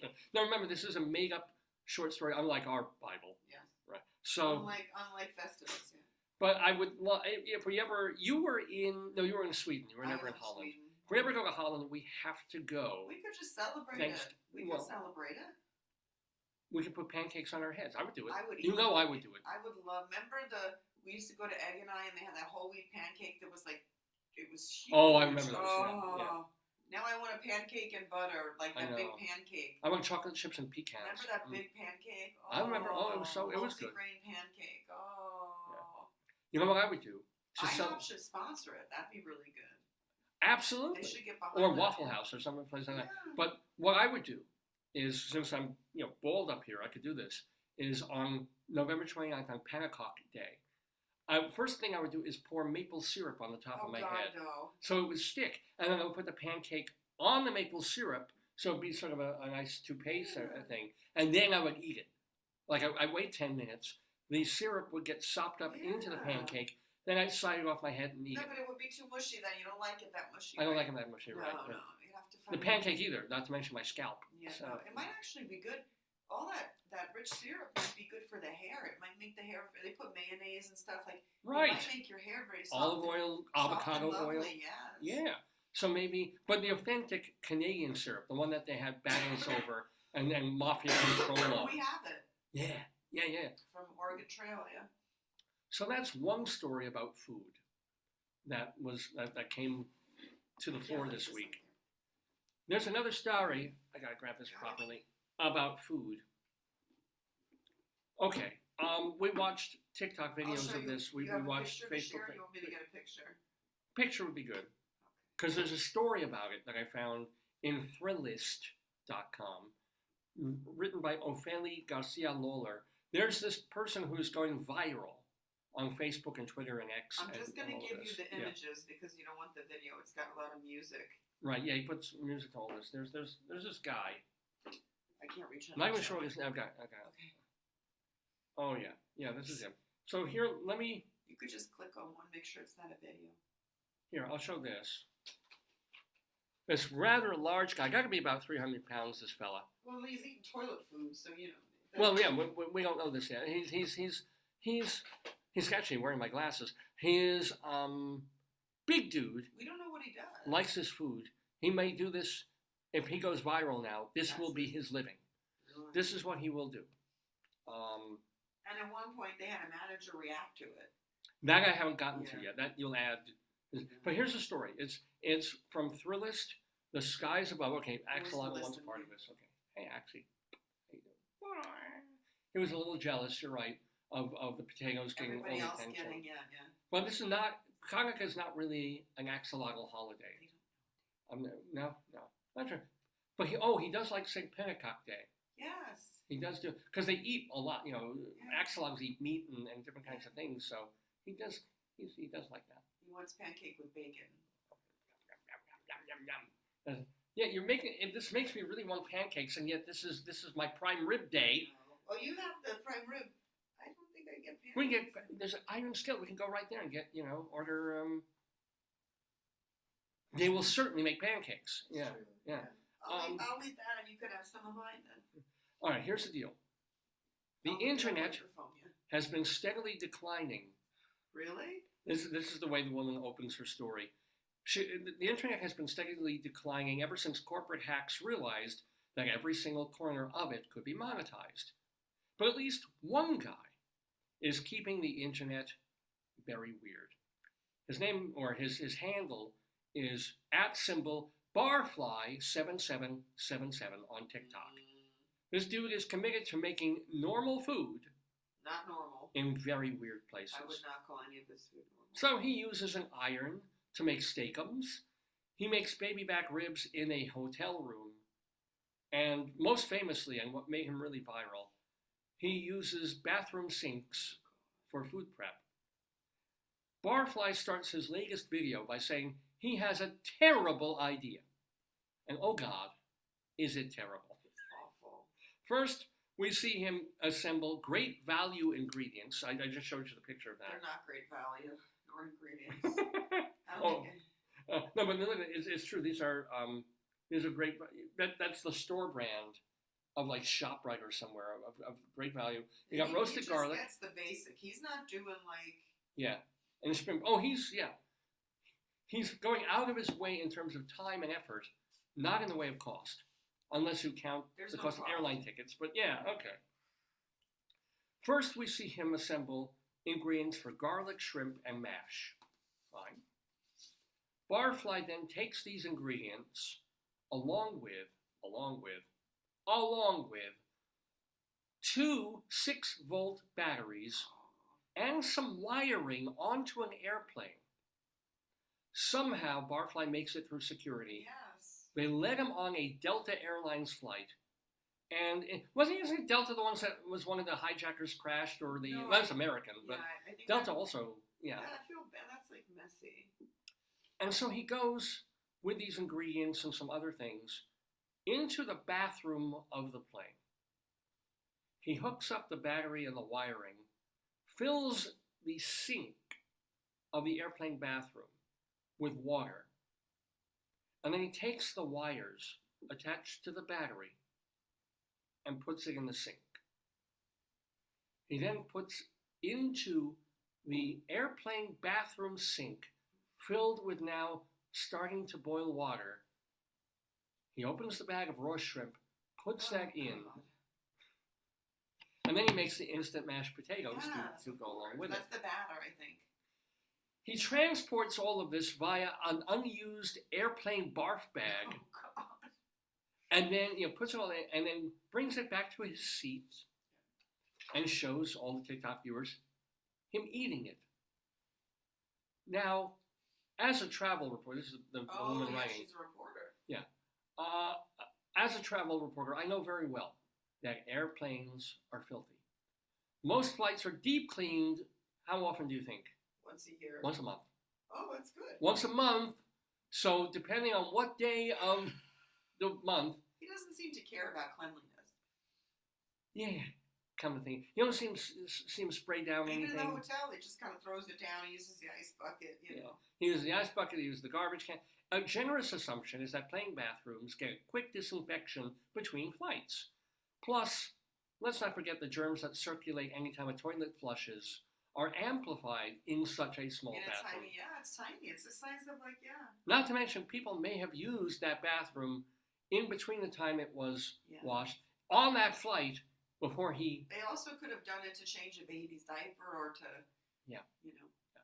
So, which may be why Barfly, as of this writing, already has 750,000 views on TikTok. I'll bet that's well over a million now. And countless shares on X, aka Twitter. Oh. No question the video is viral, but do not try this at home. If you try bringing 2 batteries through airport security with wiring, you're going to be detained and not even have the chance to get some rare bacterial infection by eating airplane sink shrimp. I wonder if he does get sick. I mean, the man, he's 300 pounds. He's eating homemade pizza. He made ribs. Like there's one of the. Yeah. There's one of the manager of a hotel where he's doing this, and the manager's like, I can't watch anymore.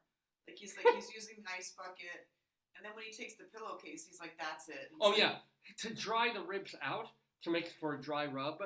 he puts the stuff pillowcase. into a And pillowcase. somebody said it's not the pillowcase, it's the liner. Yeah. But guess what? Like he said, the manager said that's a deep clean. Why don't you make us something? Yeah, I will. But this idea is he puts a blow dryer into the closed pillowcase to dry and suck the moisture out of the food so that he can do a dry rub.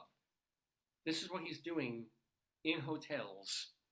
In I don't know if they're married, and in the hotel bathroom, let alone not even like the kitchen of a Marriott suite. Yeah, No. you could get like Embassy Suites that has a little kitchen and do his stuff. No, that would make too much sense. And the beauty part is even when he cooks in hotel room bathrooms, he's cooking. He probably wiped down the counter. He probably did it. You still see in the background of him cooking the open toilet.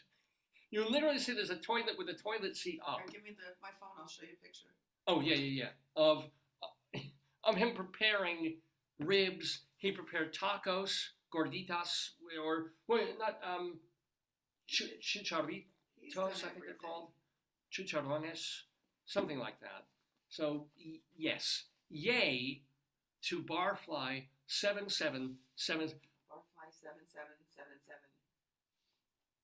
Now let me ask you, son. Let me ask you, hon. Yeah.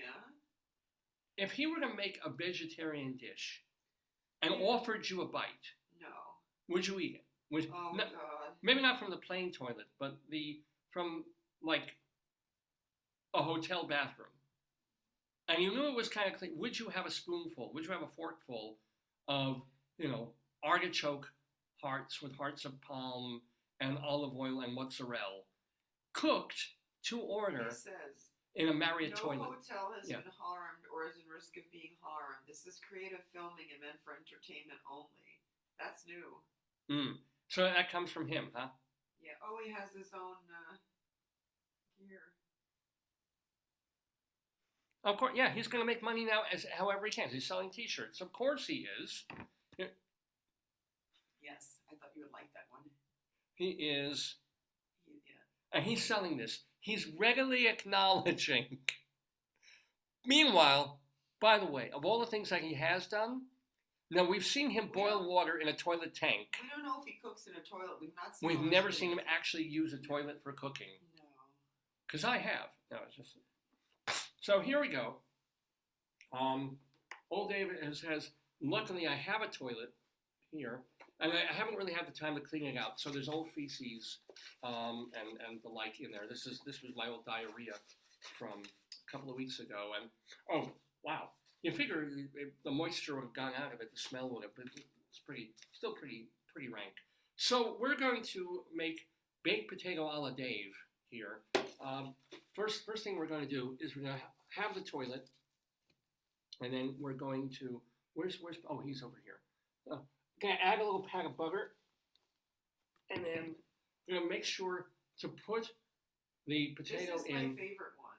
head first. Here he's making something while using his medicine bottle to get the water. Well, yeah, that bothered you. The fact that he's using a medicine bottle Because the medicine's going into the food. to add water to make dough. Well, I'm sure he cleaned it out. David. What? A little bit of Darvon in your pizza crust. What's the big deal? I don't know. So, anyway, what we do is make sure you get the full head of the potato in there with the butter, maybe a little bit of olive oil, and then we flush Oh. to get it all even. Then we do the other side.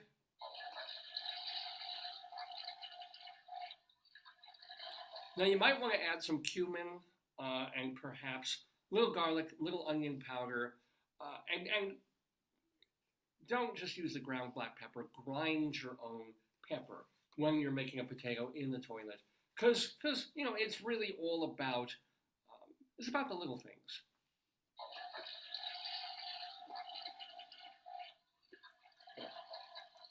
So let off the excess water and excrement from your Here's the potato, one you like where he's and let sit. Yeah. where he's cooking the ribs in the toilet tank. Yes.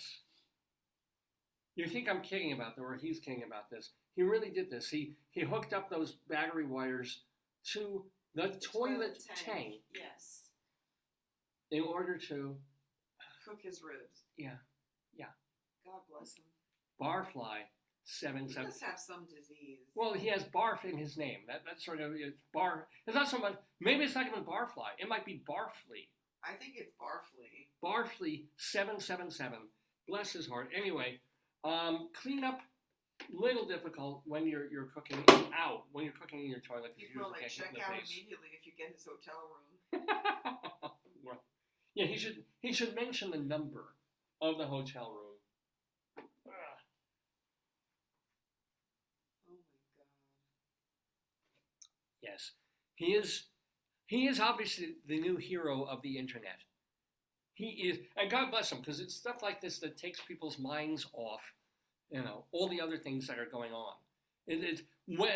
Everybody's so miserable and distracted. It's like, oh, politics. Oh, we've got these two terrible candidates for president. Oh, there's thousands of people dying in the Middle East, and then people bitch at each other. They get angry. Making ribs in a hotel. I have no words. That's what the cleaning fees are for. But then this comes along and distracts everybody. It gets Israel off the front page. It gets all that other stuff out of the way, so we don't have to talk about it. And suddenly, there's this guy. Someone said this is just nasty. Forget Hamas. Forget that. There's this guy who goes into airplane bathrooms and cooks shrimp. There's a guy who makes spare ribs from raw pork, cooks them in the toilet tank of a hotel bathroom. This is America. Life may be terrible, but it's not that terrible because you have this guy who is making, burritos by rolling the dough out on a counter on a hotel sink. I'm gonna type lawsuit because I wonder if airlines. Yeah. I wonder, you can't bring that stuff on a plane. Well, apparently he's able to bring 2 batteries on an airplane. Yeah, but I don't think you really should. No, you probably should. I think it won't even be the batteries; it'll be the wiring. Like if you attach batteries to something. And now, of course, some idiot fucking terrorist is going to watch this guy and go, aha. Says hotel GM instantly throwed. I guess that the people they don't know what he's doing in there, but. Well, yeah, the man is in a bathroom with a closed door. That's true. You got to be very careful. True. Yeah. You don't want to go in there. Most of the time, what are they doing? Somebody's going in there to sneak a smoke, which you're not supposed to do, which is against the law. You get a real fine. They always tell you this. They're more concerned with people smoking in the bathroom than actual terrorism or not having any place to sit on an airplane. They're more concerned, oh, no, don't smoke in the toy, the way people did from the 1950s through the 80s, where smoking was allowed on planes, and then suddenly it's dangerous, you can't do it. It might be safer to have someone smoke than have a 9-volt battery cooking primer. Yeah. It's not even a 9-volt, it's a 6-volt. It could do it a lot quicker if you used a 9-volt. But then again, some of the stuff would burn. I'm just looking to see what Delta, because they were identified. Right, yeah. He was holding up his Delta airplane tickets to do this.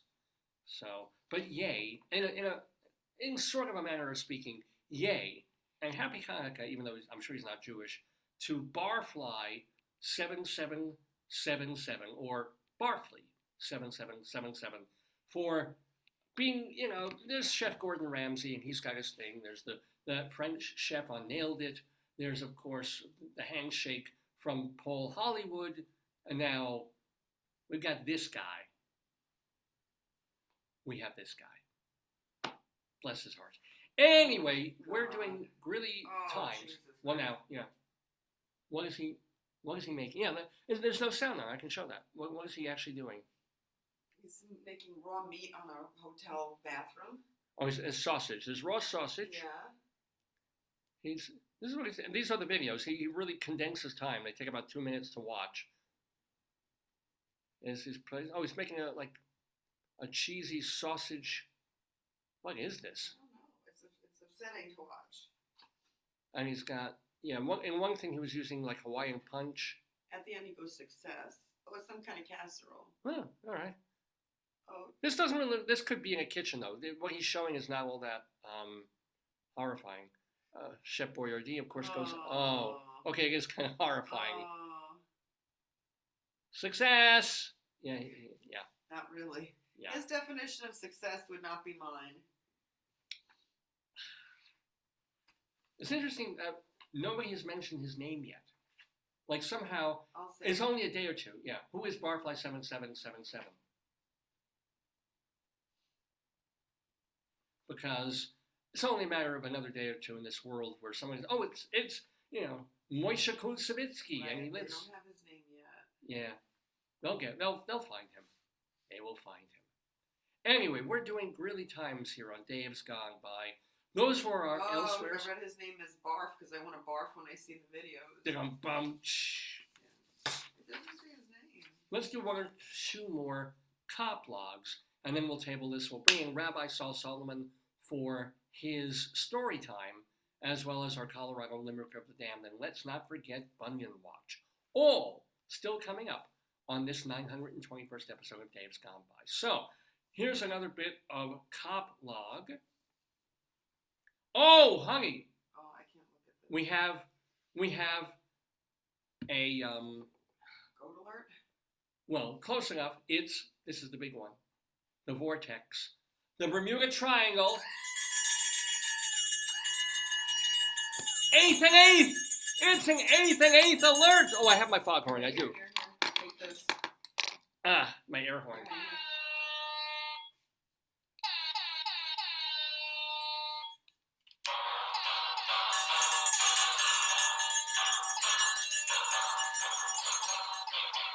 Ladies and gentlemen, we have an 8th and 8th alert. This is a story that comes from the intersection of 8th, excuse me, pardon me, can you take this, please? Sure.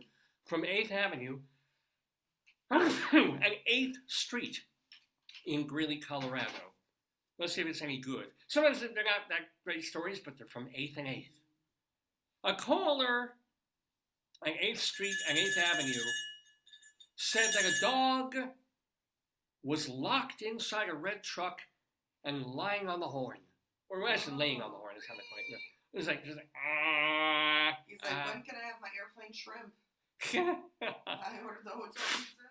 Well, I mean, a dog would not suffocate or whatever in this kind of weather. If It wouldn't it's be cold, we dangerous, don't but yeah. Well, the dog's like, come on, come out already with the Alpo. Yes, exactly. Enough, or get me, I wanted the new dog dish, but for crying out loud, you know? And then finally, a caller at the Greeley Mall said that a man at the bus stop refused to move. He said it was okay, but when asked to leave, he kept saying his legs don't work. What could happen? Could it? That's why you can't walk. Yeah. You can't walk because your legs don't work. That makes sense to me. Right. He said it was okay. Yeah. Well, this was the joke. This was the greatest joke, not the greatest joke ever, but I think I told it on the air a couple of weeks ago. Maybe I just told it to you and some folks, but I was at a bar last weekend, and there was this guy there sitting there, and you could he had a couple too many. So I'm like, come on, buddy, let me drive you home. So I pick him up. I'm bring him. He falls down like as I'm bringing him to the door of the bar. I pick him up again. I get him out to the parking. Falls down on the way to the parking. The car in the parking lot. I managed to get him into the passenger seat. Get behind the wheel. I drive. I get to his house. I'm dragging him up to the driveway up to his walk. He falls again. Oh, no. I pick him up. I ring the doorbell. I'm waiting. He's almost falling again. Finally, woman opens the door. His wife. I said, here he is. She said, oh, thank God. But where's his wheelchair? Oh no. Wait, where's my thing? I love that joke. And Henny Youngman, I think, used to tell that joke. So it's class and classic. So on that note, ladies and gentlemen, there were those many notes on the drum. That was Greeley Times for this Saturday, December 9th, 2023.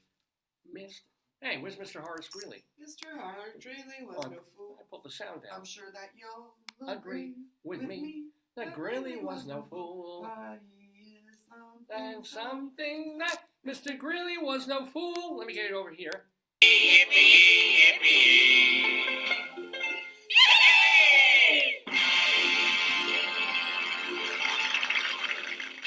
And so, ladies and gentlemen, if you want to get in touch with me, remember, Dave's Gone By at AOL.com is the way to do that. Dave's, D-A-V-E-S, Gone By, B-Y, at AOL.com, or just message me right here on this Facebook page, or post your comments under the most recent show if you want to. And I try and read and look at everything.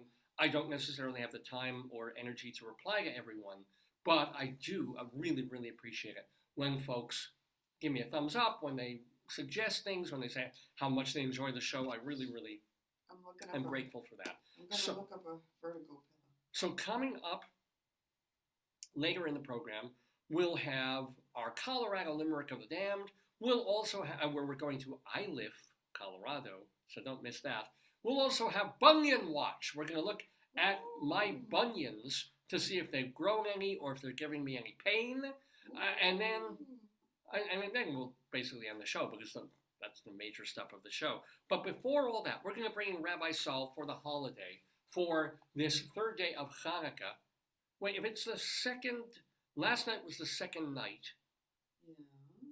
So I guess this is the second official day? Monday, I can't even. Maybe today's the second day of Chanukah. Because last night was the second night, whatever it is. Anyway, here on Dave's Gone By, Rabbi Saul is going to be doing StoryTime. And here's the cool thing. He's actually, StoryTime is a segment we inaugurated many years ago when I found a book in a gas station waiting room, because it was more of a fix-it kind of auto repair place, waiting room, where they had... Look who's really mad about cooking. He's mad about cooking in the garbage in the toilet. Poor, so why? He prefers cooking in the garbage can. Yes. That's what he does. He actually likes cooking in the toilet.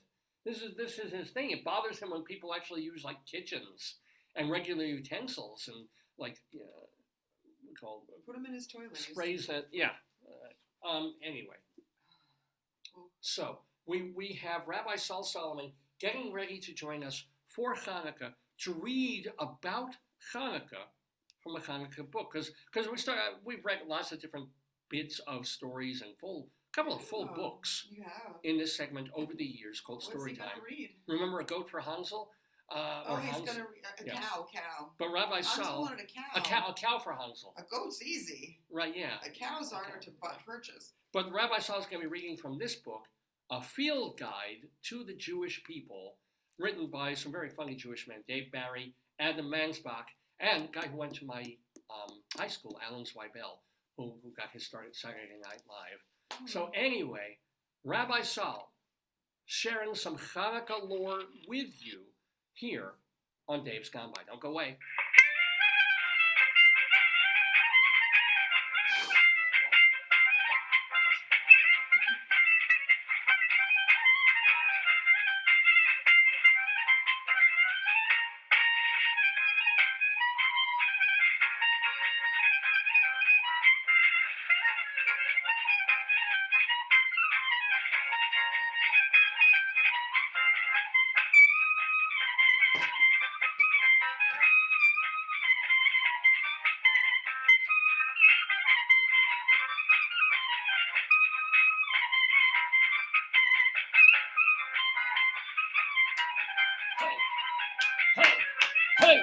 Hey! Oh! Happy Chanukah, everybody! Oh, happy festival of lights, festival of joy, festival of Jews kicking the shit out of other people, which is always a very good thing, and a very good thing, goddammit, right this second, honest to God. But we're not going to go there. We're not going to get too political, except sort of overtly. We are going to say happy Chanukah, light your candles, hit the things, light the lights, you got nothing to say but hi. Anywho, I'm Rabbi Saul Solomon. I am the founder and spiritual leader of Temple Sons of Bitches in Great Neck, New York. And you might know me from my stage show, Shalom Dammit, An Evening with Me. You might know me from my TV program, Shalom Dammit, Rabbi Sol Solomon's Peace, Love, and Acid Reflux Hour. Or you might know me from the rabbinical reflections that I have done many times on this very program. But today, I'm also joining David, the host of the show, the producer of this program, to share some Chanukah fun directly from some very funny people. And I don't even have to make fun of this, because this is funny, honest to God, just as it is. It is a field guide to the Jewish people, who they are, where they come from, what to feed them, in my case everything, what they have against 4 skins as opposed to 5 skins, and then how come they carry each other around on chairs, and why they fled Egypt by running straight to a large body of water, and much, much more. And yeah, maybe too much more. They even admit this. Dave Barry, the very famous writer, Adam Mansbach, and Alan Zweibel, the comedy writer and script fixer, and all those kinds of things. So ladies and gentlemen, very, very deeply excited to bring to you some Chanukah from this book about what it means to be Jewish. Let me read to you a little passage from early in the book of what the book is about. It's because they were saying here, just so you get a sense of how they're writing this book. If we are truly to understand Judaism, we must begin by looking to the past. For it is only there that we can discover the wisdom of the great pioneering Jewish thinkers, the men and women and persons of gender who blazed the trail for us by charting the course, thus clearing the path that paved the way for laying the groundwork that formed the underpinning of the fundamental basis for the foundation upon which the Jewish people stand today. I think that kind of says everything, doesn't it? Let us move to a bit about Chanukah here. Chanukah is on page 99. So let's go right there and hear what they have to say about the legend of Chanukah. By the way, you can tell they've spared no expense on illustrations. Not even full color, just 2 color. They made the thing for the white and the blue. Notice the colors of the Israeli flag. Very, very good way of both being profoundly political and saving money, which is what Jews do. Chanukah, also spelled Chanukah, Chihuahua, Chardonnay, Chanukah, Hanukkah, Hannah, Hanukkah, Honeydew, Hanukkah, Haneka, and Chanukah. And those are just some that we use on a Thursday.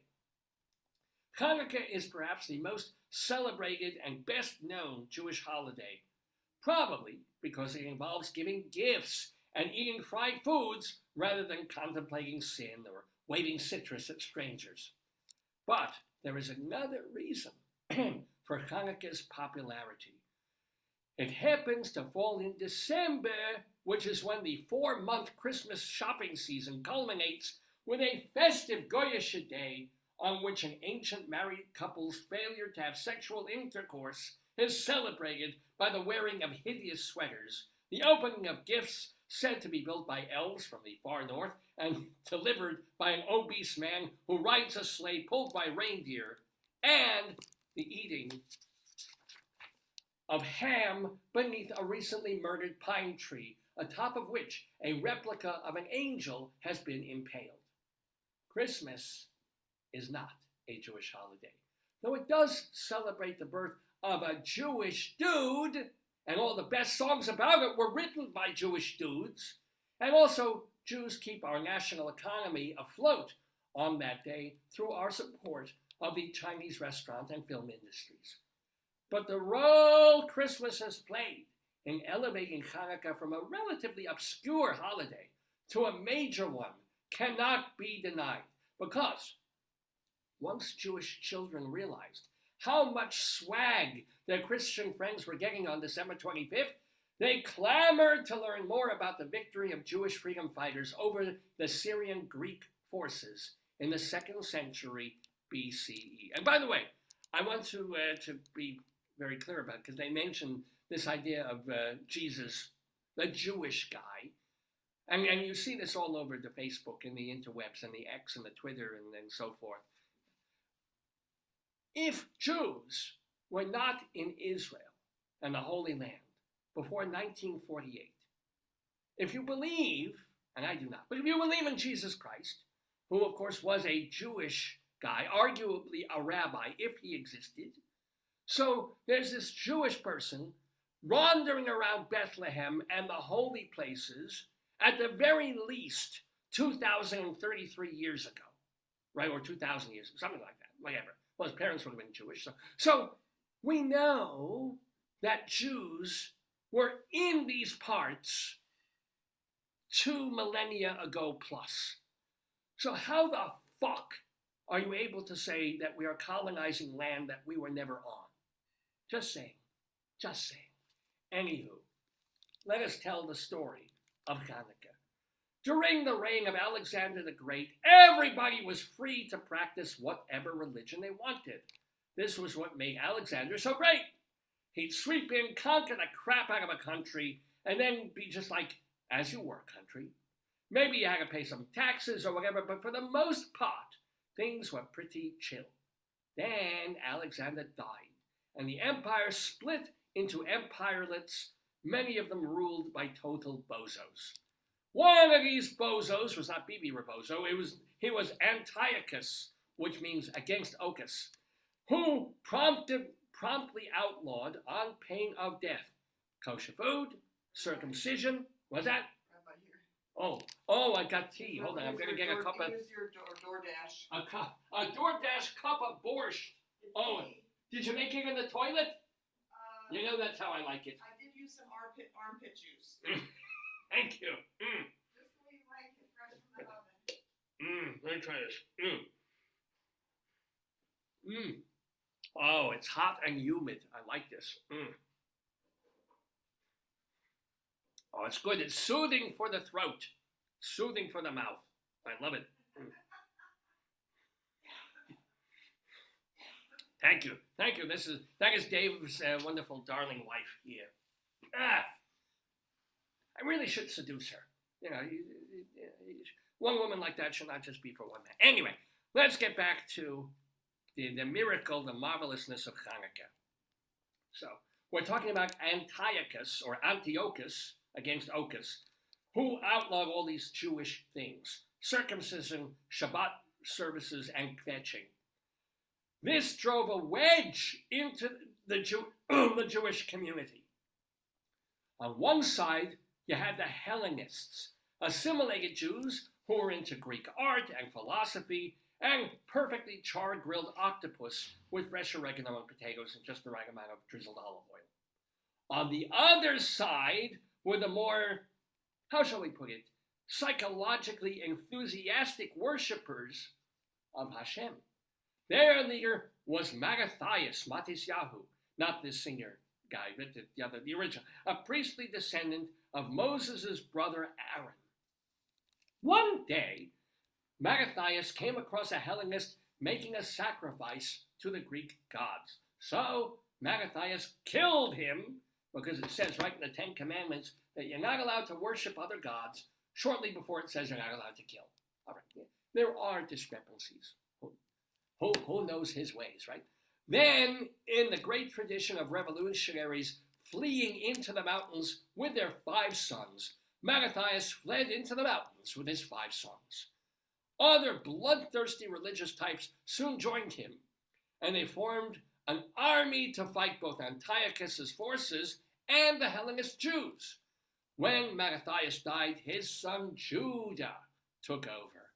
And he was such a badass that people started calling him Judah Maccabee or Judenhammer, which inspired his followers to start calling themselves Maccabees, and for Judah to embark upon a career in professional wrestling once the bloody 3-year war concluded.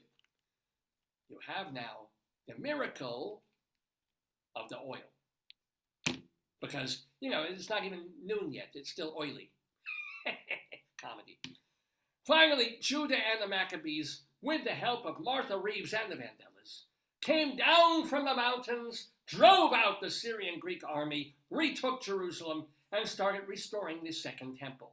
They commemorated the occasion with an 8-day celebration, which we'll get to in a minute.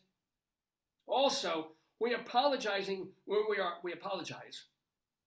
for the misleading bold print heading of this section, which it turns out has actually nothing to do with oil at all. So they didn't really want to proofread after they submitted the final manuscript. It's like, yeah, leave it.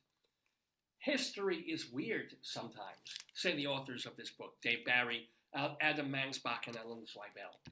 Maybe you're saying to yourself, why isn't the focus of Chanukah this gnarly 3-year guerrilla war led by a ruggedly handsome warrior with a cool nickname? That seems more epic by far than the fact that afterward they cleaned up the temple, and in 164 BCE, the equivalent of a light bulb exceeded its warranty. That is a great question, which is why we are pretending that you asked it. The answer is that by the time the Talmud was written, not everybody was such a huge Maccabee fanboy. For one thing, the Maccabees, like many revolutionary armies turned governments, were oppressive and brutal once they gained power. Also, their descendants got in bed with the Roman Empire. It was a large bed, which eventually led to getting conquered by Rome, which any student of history will tell you totally sucked. Certainly, no one could have predicted any of this from the beginning of the story, where Mattathias murders the dude in cold blood merely for obeying a law the poor schmuck would have been killed for disobeying. All right. This is, by the way, these three authors are not orthodox. If you can tell right now, they're taking a little bit of liberties in terms of religious thought. Now, but let's now finally talk about the miracle of the oil. According to legend, from Ezekiel Greenblatt legend, the Maccabees could only find one vessel of olive oil in the temple, enough to keep the eternal flame burning for a single night. It would take 8 days to get more oil, which seems like a very long time until you consider that the oil had to be both consecrated by a high priest and certified organic. But God performed a miracle and made the oil last, of course, for 8 nights. So here are some rituals and customs that are based not so much on Mattathias being a crazy-ass murderer, but about the oil and the lamp and the menorah. The menorah, this thing we've been talking about, this thing you call a menorah is actually a Chanukah. It has 9 candle holders, and your only real Chanukah duty, aside from buying your children enough presents that they do not deflect to Christianity, or defect to Christianity, I blew the joke there, I'm so sorry, is to light them using the central candle, this middle one that they call the shamash. The shamash. Excuse me. To light the others, the candles, 1 on the first night, 2 on the second night, and so on. You should light them from right to left, and you shouldn't use these candles to do your taxes by or start fires with, because these candles are just for looking and remembering a time when olive oil was not so readily available at Whole Foods. Some families take turns lighting the candles with each child, scheming on how to light more candles than his or her siblings over the course of the festival, but only a few of them being good enough at math to actually figure it out. In other households, everyone holds the shamash together, trading bickering for first-degree burns. Now, eating fried foods because oil. The most common oily Chanukah treats are potato latkes, served with applesauce and sour cream, and Israeli sufganiyot. Yes, we actually have them here. Now I don't know where the hell they are. They went on the floor, so here they are. Sufganiyot. Come on, goddammit. Which are beautiful, fluffy, sweet, and gooey donuts with jelly filling in them. Kind of, on some level, sort of the same idea of the Purim hamantashen. But okay, Israeli sufganiyot, you can find recipes for both in the back of this book, assuming that we remember to write them. Did they? I don't know if they did. No. I think that's pretty great that they did not put, or did they? Maybe it's in here somewhere. I haven't read the whole damn book. I can't read. Okay. More about the food here. You can find recipes, but there's no reason to stop there. Another fun Chanukah ritual is to set up a deep fryer and just go nuts. There's nothing you can't improve by frying it in hot oil, including this book. Have a little bit more of this delightful field guide to the Jewish people. Spinning the dreidel. The dreidel is a four-sided top imprinted with the Hebrew letters Nun, Gimel, Hey, Shin, the initials of which stand for the phrase Nes Gadol Haya Sham, I'm taking all you suckers' money. Each player starts with a pile of candies, nuts, bitcoins, pre-rolled joints, dead squirrels, etc. Before each turn, everyone antes up. Then someone spins the dreidel. If it lands on Nun, nothing happens, unless you're a nun, in which case you lose a turn. Also, you are no longer a nun. If it lands on Gimel, Gimel, you win the pot, and it is considered bad manners to get up and leave at this point. If it lands on hay, each player is awarded a bale of hay from the communal hay stash. If it lands on shin, each player kicks the player to their left in the shins. The origins of this game are mysterious, but one theory is that it started at a time, pick one, when the Jews were forbidden to study Torah.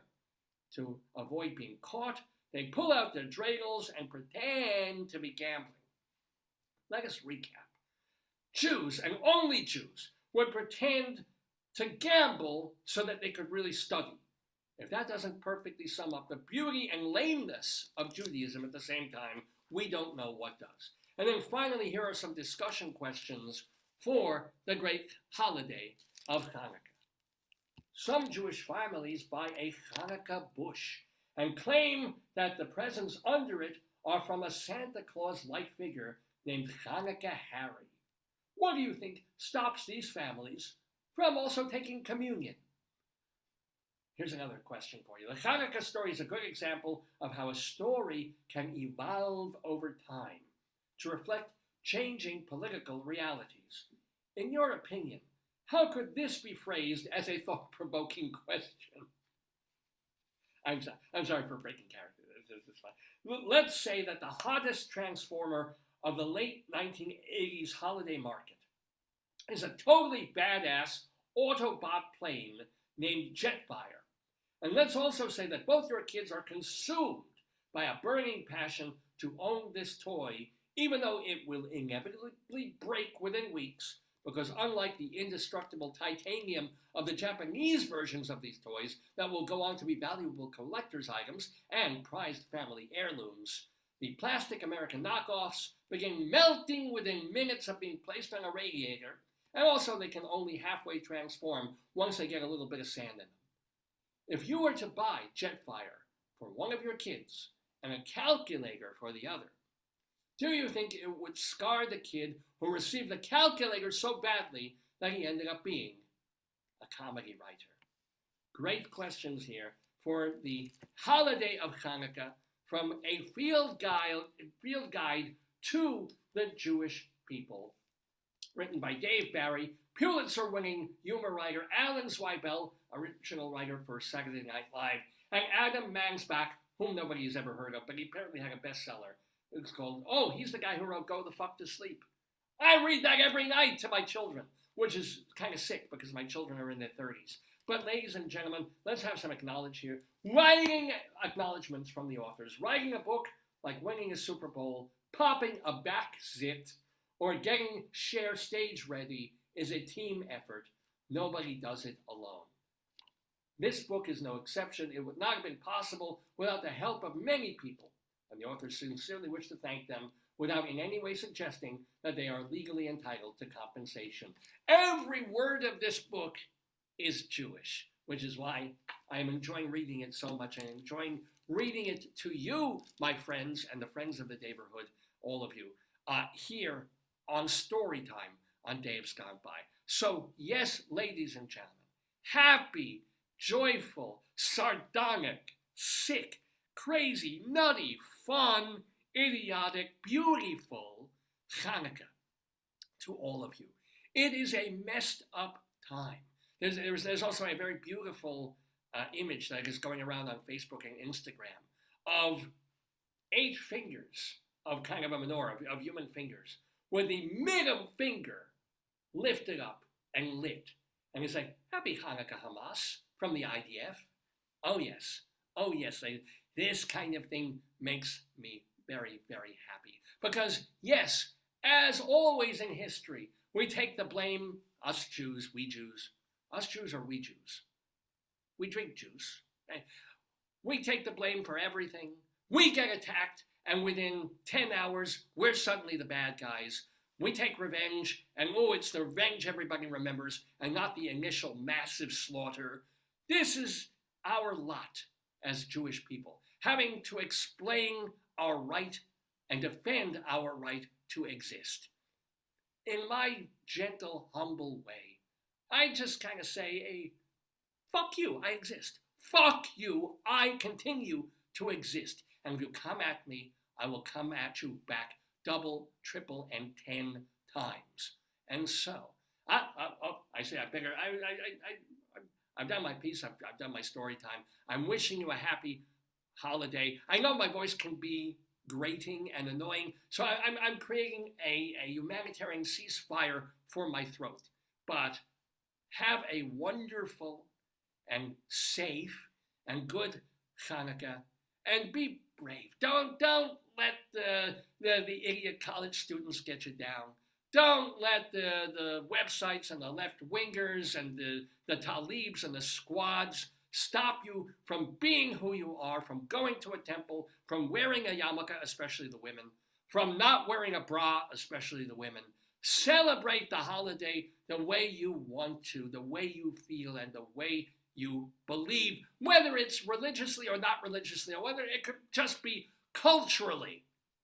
If you have an itz or an een on your last name, I don't care if you're eating pork roll. On a certain level, there's Jew in you. Let it out. Yes, my friends, this has been Rabbi Saul Solomon, founder and spiritual leader of Temple Sons of Bitches. Chanukah Sameach to all of you, from every one of me to every one of you.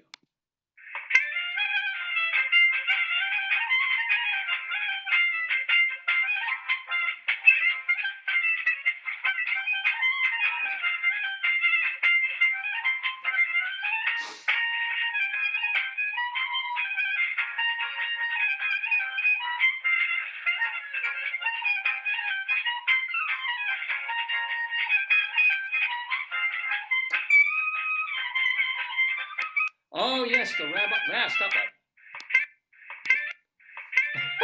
Man, it just won't. It's like the rabbi. It just won't stop. Anyway, I am so getting into this book, and Rabbi Saul is too. So we thank Rabbi Saul for bringing that book to us on StoryTime here on Dave's Gone By, where it's about 11:15 Eastern. Don't I look like 15 years older with these glasses off? Don't it just was this, and my eyes like have like, I'm so tired of grading and teaching. I just when you put the glasses on, and suddenly it's like, hello, and the rims of the glasses delicately cover up like the dark circles. It really, really works. And here I'm like,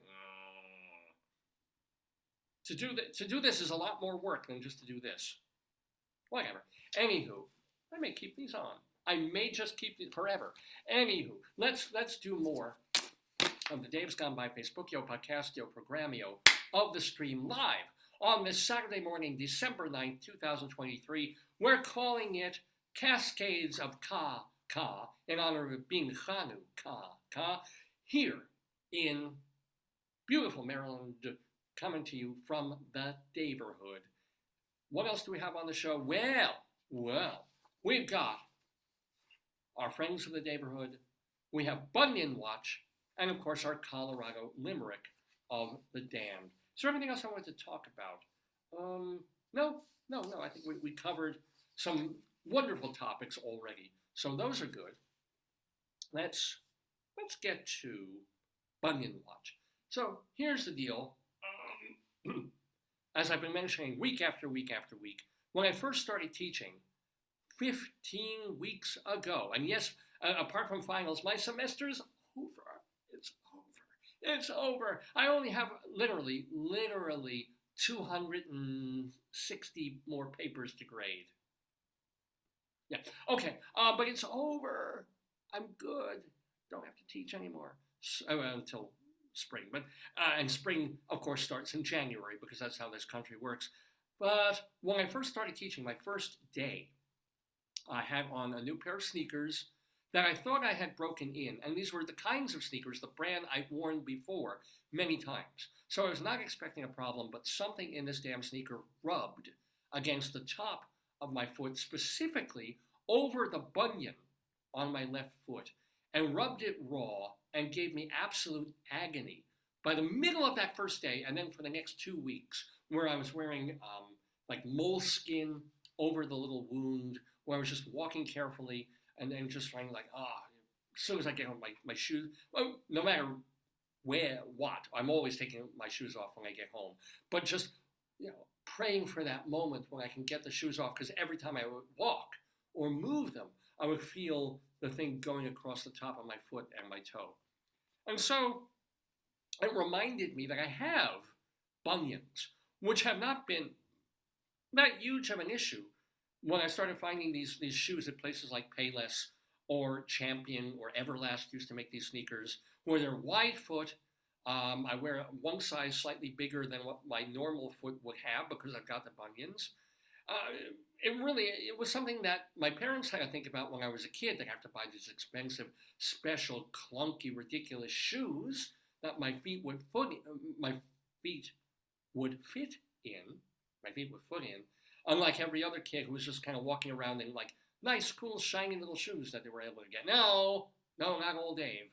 So when I reached like my 30s, and I started making these Velcro shoes that were adjustable and came with a wide width in the first place, I was like, thank you very much. I'm in heaven. And my bunions, big as they are, and one of them is really big, haven't really caused a terrible hammer toe. They have a bit. All right, well, get ready. We're in the midst of. I'll play the music for Bunion Watch. This is kind of important. This is the got to spell it right here on iTunes. Oh yeah, that was delicious. Thank you. Did he drink it? He had some of it. Yeah. I use sugar. I didn't know you don't have syrup. So. Oh, here's the theme for Bunion Watch.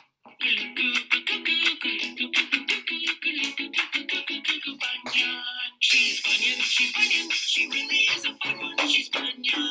Listen, doctor, to my plea, it's time for Bunion next to me. Bunions, they're a pain in the feet. These feet of mine have got to go, please get these bunions off my toes. My elbow boy, what's wrong with that? My elbow boy, bunions, painful, bunions, Oh, okay. Painful. So we have Bunion Watch. Occidental's feeling a little left out. Oh, I know.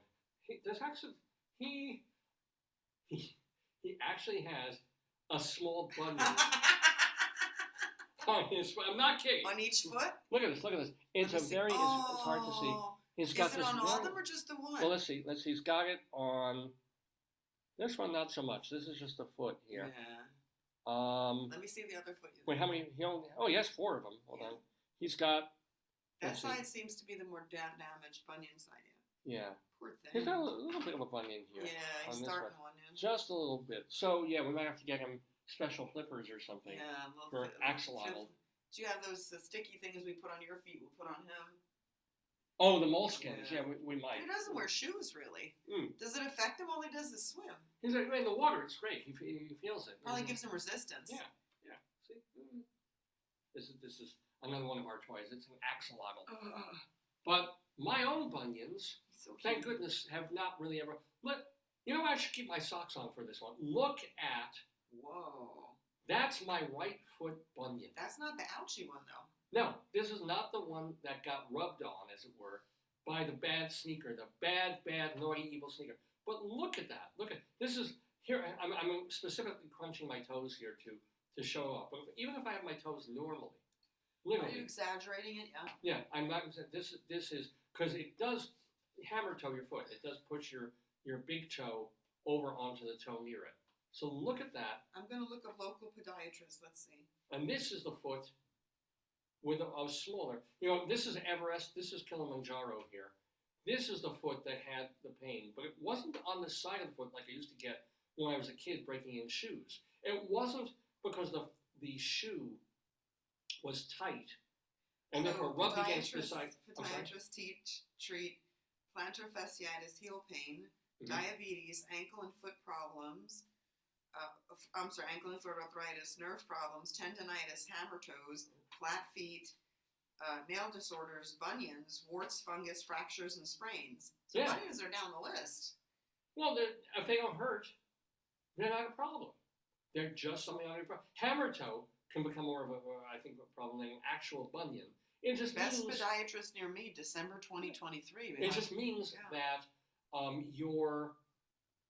you have them, and you have to wear a shoe where your foot will fit into it without being squished. So that was the thing. When I was a kid, I would get new shoes, and it made sense. The side of the shoe that was constricted would rub against the edge of the bunion. This didn't even make sense. This was just something, the way the sneaker was made or mismade, where it would rub against the top of my toe bunion. So anyway, this is my bunion situation for this particular week, December 9th, 2023. As you can see, my bunions are in great shape. They're still big, they're still bulgy, and yet they are absolutely pain-free on the bunion pain scale. So I'll do a different pain scale this week.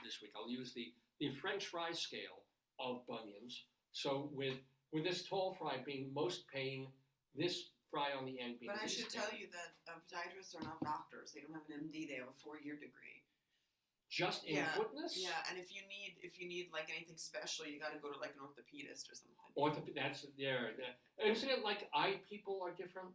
Like there's some people who can operate on eyes, and then there's other people who just that's perfect, David, with them. Yeah. So this on the pain scale, we're using the fry pain scale today. The big one is a lot of pain. Well, this would be the most pain. Oh. This would be pain free. Okay. So both of my bunions are pain free today. That shirt's phenomenal. Is it great? It's beautiful. I don't know what the pattern is. It's like let me see. It's like a paisley, but it has it looks like a dragon. I feel like you look like a dragon. Like it looks like dragons. Yeah, but they're leaves and flowers. I know, but it looks like. Yeah. It looks. I don't know. It looks like metaphysical, right? It has a metaphysical kind of. Yeah, it's a beautiful. Yeah. Not paisley-ish, but it's got that. No, but it's like. It also reminds me of the Chinese lacquer wooden things that. But it's sharper. Furniture. It's like a Harry Potter kind of sci-fi. Really? Okay. I like it. I like it too. I like it quite a lot. I haven't worn a short sleeve shirt for several weeks now, so it's kind of fun to. Oh, you want to switch it up too, Yeah, I also wanted something that was very, fire. This is the closest I have to a shirt with fire on it for Chanukah, for color and light and the lights. It's a gorgeous shirt. I haven't seen you wear that in a long time. Yeah, I haven't. No, the accidentals like eyeing me, David. Oh well, Mama. Could you give me the bows? I'm going to put it on him because he's just being hard. Yeah, the axolotl's being very, very. He doesn't get a lot of attention anymore. Here, honey, just show him on the TV. Now, look at him. Look at Axie. That's a lot of Axie. It's pretty. Where's his? Don't we have 2 of these? Or didn't we get? No, we got we have one little of baby these. ones. We have 2 of the baby ones, and I think we have another kind. One of it. Maybe we have 2 of these. I don't recall. Yeah, I think the moral of all this is that Joyce and I have way too much shit. We're just like we don't have children. We don't have college loans out. We do have furniture we're paying off. We do have a car we're paying off, and we do have a house with a fairly expensive mortgage. But because we got nothing to leave anybody to, it's kind of like this piece of shit is $7. Why not? Which is kind of a nice American situation to be in. I'm just the kind who's like, but it's $17. No, but $7, that guy, that's You have your limits. the Jew in me, absolutely. Now, speaking of limits, we always push them every week with our Colorado Limerick of the Damned. So that we still have coming up. But before we get to that, let's give a shout out to our friends of the Daverhood. These are people who have been on this program in months and years past for whatever reason. They've actually chosen to be on this show. Some of them quite famous. A lot of people. As a matter of fact. A lot of people. And we do have to, well, let me play the theme music and remind me that we do have to say a farewell to one of the friends of the Daverhood. How about Haydn? We'll go with our old friend, Franz Joseph Haydn.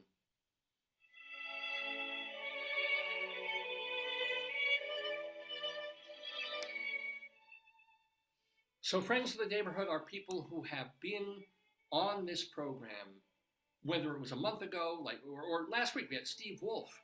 This wonderful guest we've had who has done pyrotechnics and stunt work and stunt coordination for the movies, and also uses physics of these things to educate kids, and now he's trying to fight fires. Just a marvelous guest. So he was on last week. He's now a friend of the Daverhood. He has been for years, because he was on the show 11 years ago as well.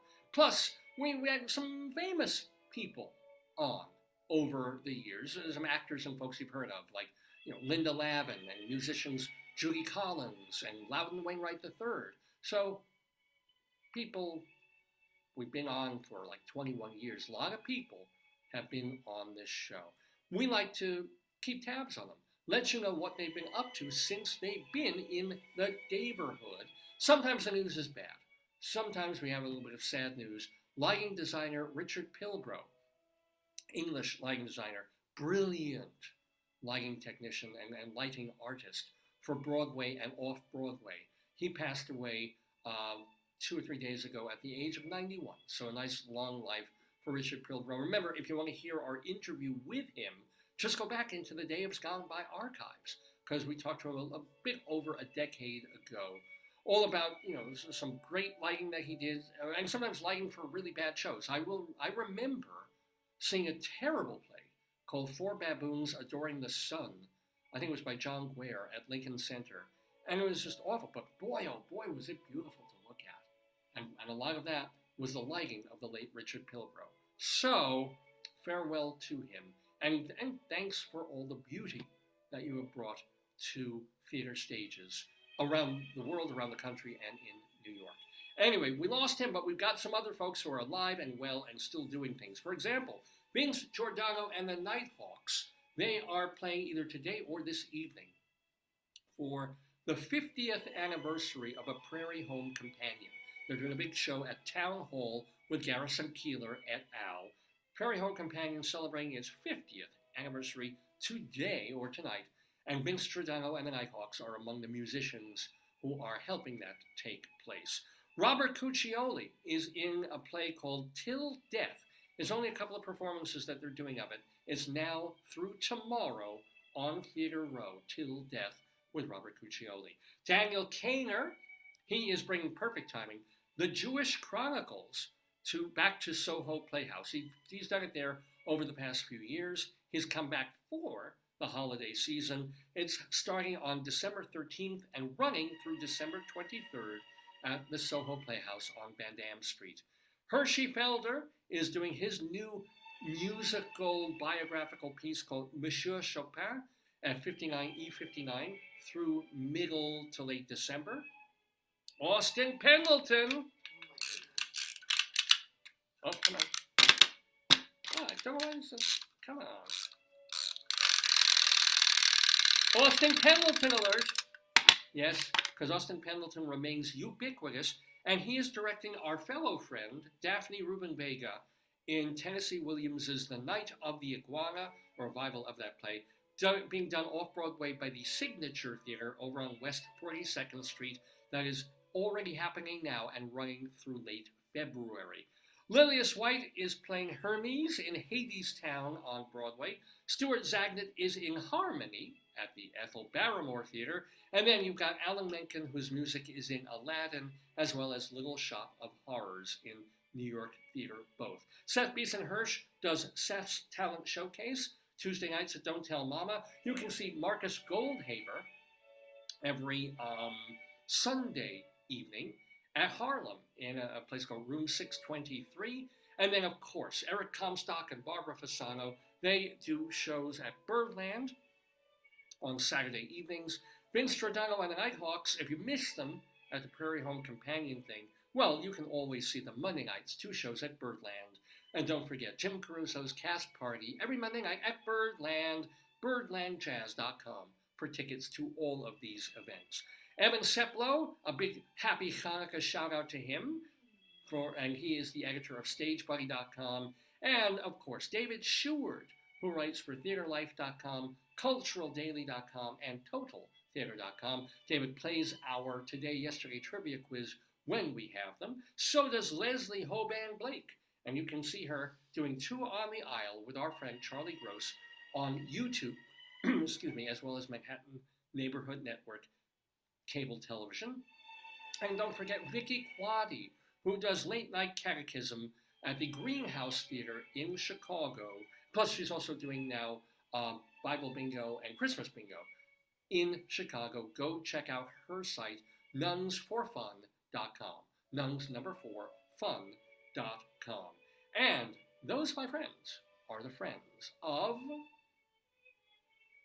the Daverhood.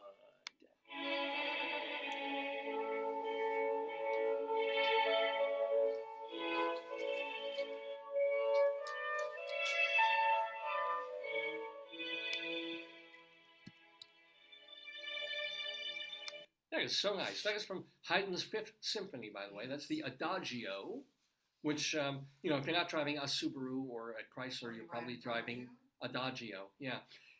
We have one more item to take care of on this episode of Dave's Gone By. You've been warned. We've been telling you all morning to look forward to this. Because it gets tough, ladies and gentlemen. I am there trying week after week to come up with a new poem about all these different places in northern Colorado where Joyce and I used to live. So there are the easy ones. There's Erie and Greeley and Kersey. You can kind of find Some things. are harder than others. That's Yeah. true. That's Yeah, Red Rocks, which you can rhyme a lot of things with Red Rock. I mean, so some of them are okay, and then they get tougher and tougher. I still can't do anything with Pueblo. I think, or maybe I did do one with Pueblo somehow. But today we go to Iliff, Colorado. Iliff. This is an actual place in Colorado. And so, because it is, I've chosen to write a 5-line, comical, disgusting poem about it. A limerick, if you will. This is why we call them Colorado Limericks of the Damned. You're the poetry man. A limerick is a comic verse of 5 lines, in which lines 1, 2, and 5 will end with words that rhyme. And likewise, verses 3 and 4 also end with words that rhyme. So this is a limerick. Rocky Mountain.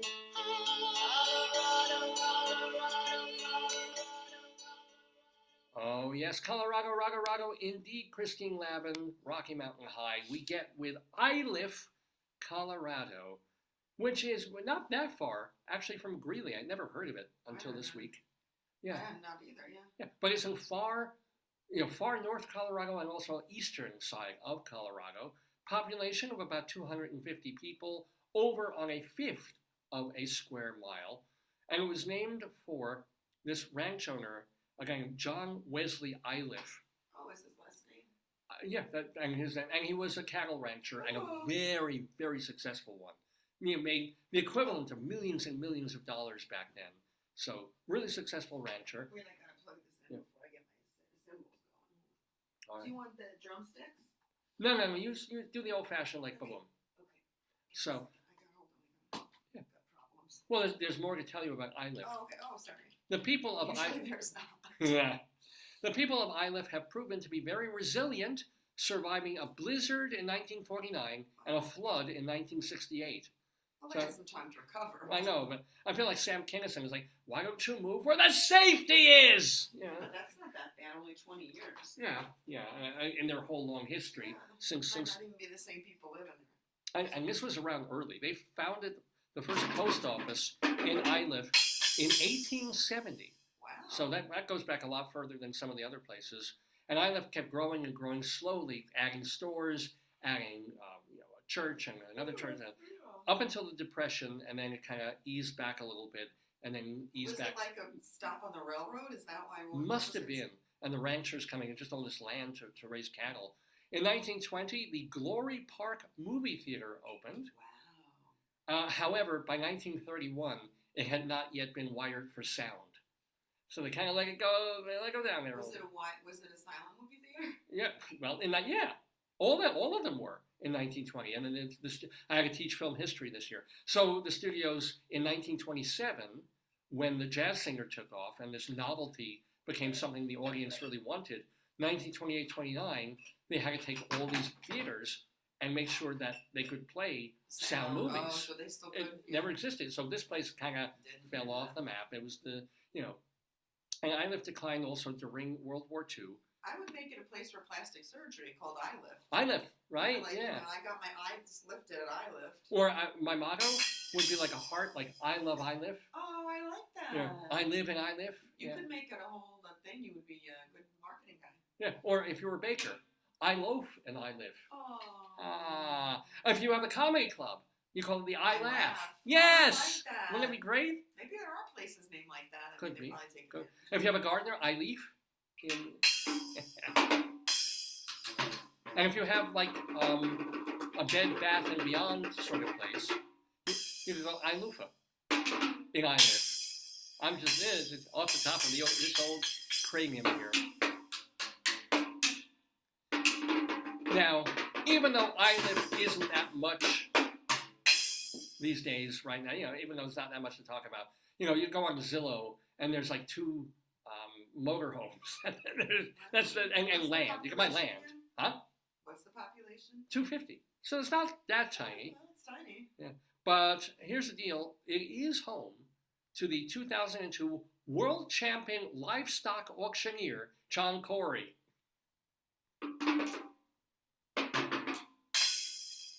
So yeah.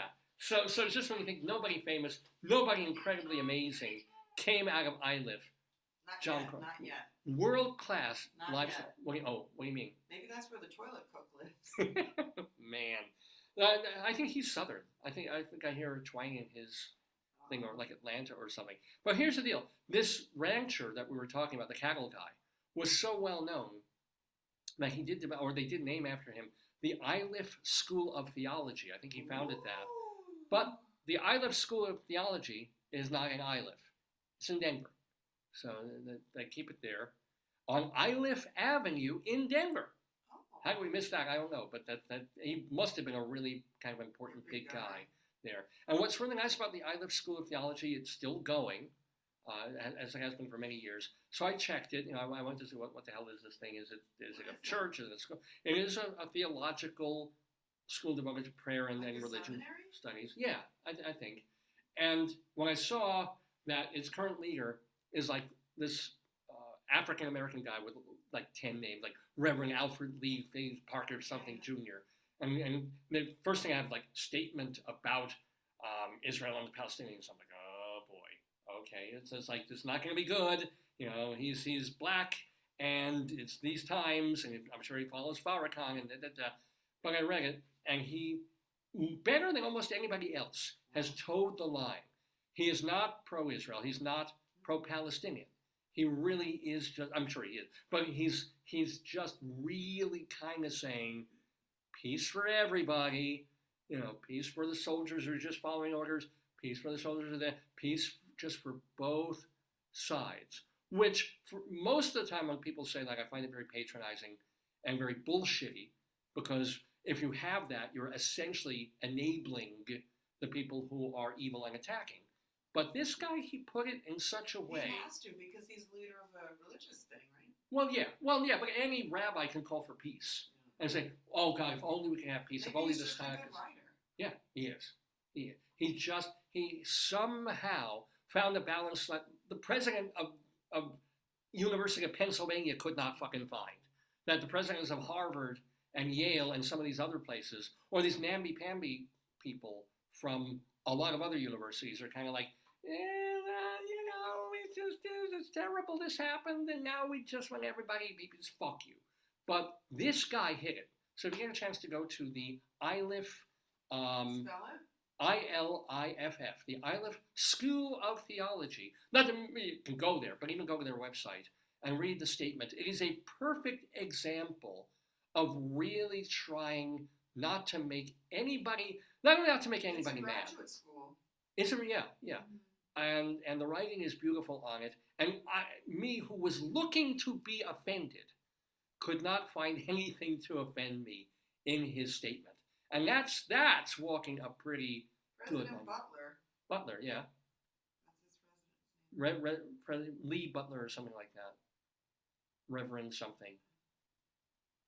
Do you want to read it? Or? No, I'm just trying to read it myself. I'm too tired. I can't. All right. So, but this is all in preparation, really, for reading something that is the opposite of. His name is Lee H. Butler Jr. Yeah, Lee H. Butler. Only black people will have names like that.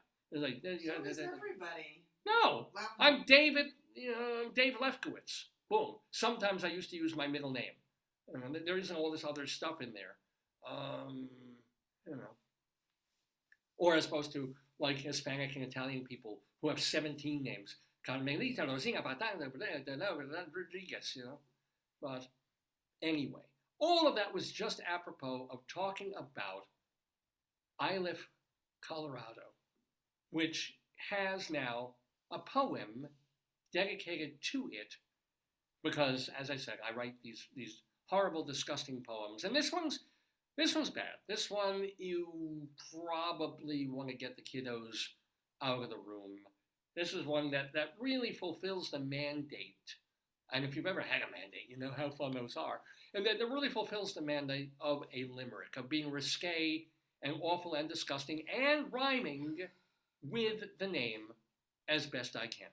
So, ladies and gentlemen, Iliff, Colorado, or Colorado Limerick of the Damned. I pity poor Iris of Iliff, who just wants to jump off a high cliff. With parents so strict, she only gets dicked, but deep down she knows she's a biquiff. Yes, I have dick and quiff in the same limerick. I am so proud. If you're not proud and you want to send me a letter, you can do it to davesgoneby@aol.com. DAVESGONEBY. davesgoneby@aol.com. And I try and read every email that I get. And especially after next week is over, I'll have a little more time to say hi and respond. And thank you, people, for writing in. You can also, of course, write in or message me on Facebook, this very page, Dave's Gone By. So please do. Also follow us on Twitter, Radio Dave 2, on Instagram, David.Lefkowitz is the Instagram home. And what else? Are there any others? Twitter, Instagram, Facebook, all this crap. And more importantly, all the archives. You can go to this Facebook page and scroll down to get the last 4 or 5 years of video shows that we've done, although it takes a long time. Once you scroll past a couple of times, it just loads and loads and loads. You're much better off going either to davesgoneby.com or to archive.org. Or if you want the audio archives, go to castbox.fm. Plus, we have our YouTube channel, Dave's Gone By. Lots of different ways just to encounter and get the same material. All the shows we've done, all the interviews we've done, the songs, the skits, the craziness of Dave's Gone By. So yeah, message me, tell other folks about the show. That's really the whole kit and caboodle and why we still do this program 21 and a half years into, well, 21 years. We October was our anniversary. But yeah, why we're still at it, why I still enjoy doing it, why I still share and love sharing with you. Well, that about does it for this 921st episode of the Dave's Gone By Facebookio, Podcastio, Programmio of the Stream with me, Dave Lefkowitz, my darling and wonderful wife, Joyce. So I am intending to do a new Dave's Gone By next Saturday. So all you got to do is check our Facebook page or check davesgoneby.com to see. I'm assuming that we will do one next week. And it will be the 922nd episode of the show. So, until then, keep lighting the lights and hitting the heights. And don't miss your Daves going by.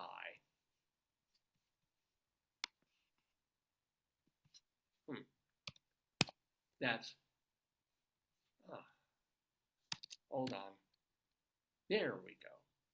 Don't miss your Daves going by. Days gone by, days gone by, days gone by, days gone by.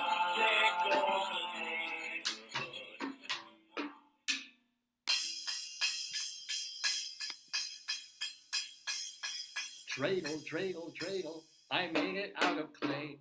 And when it's dry and ready, I'm going for prime rib at Mission Barbecue. See you next week.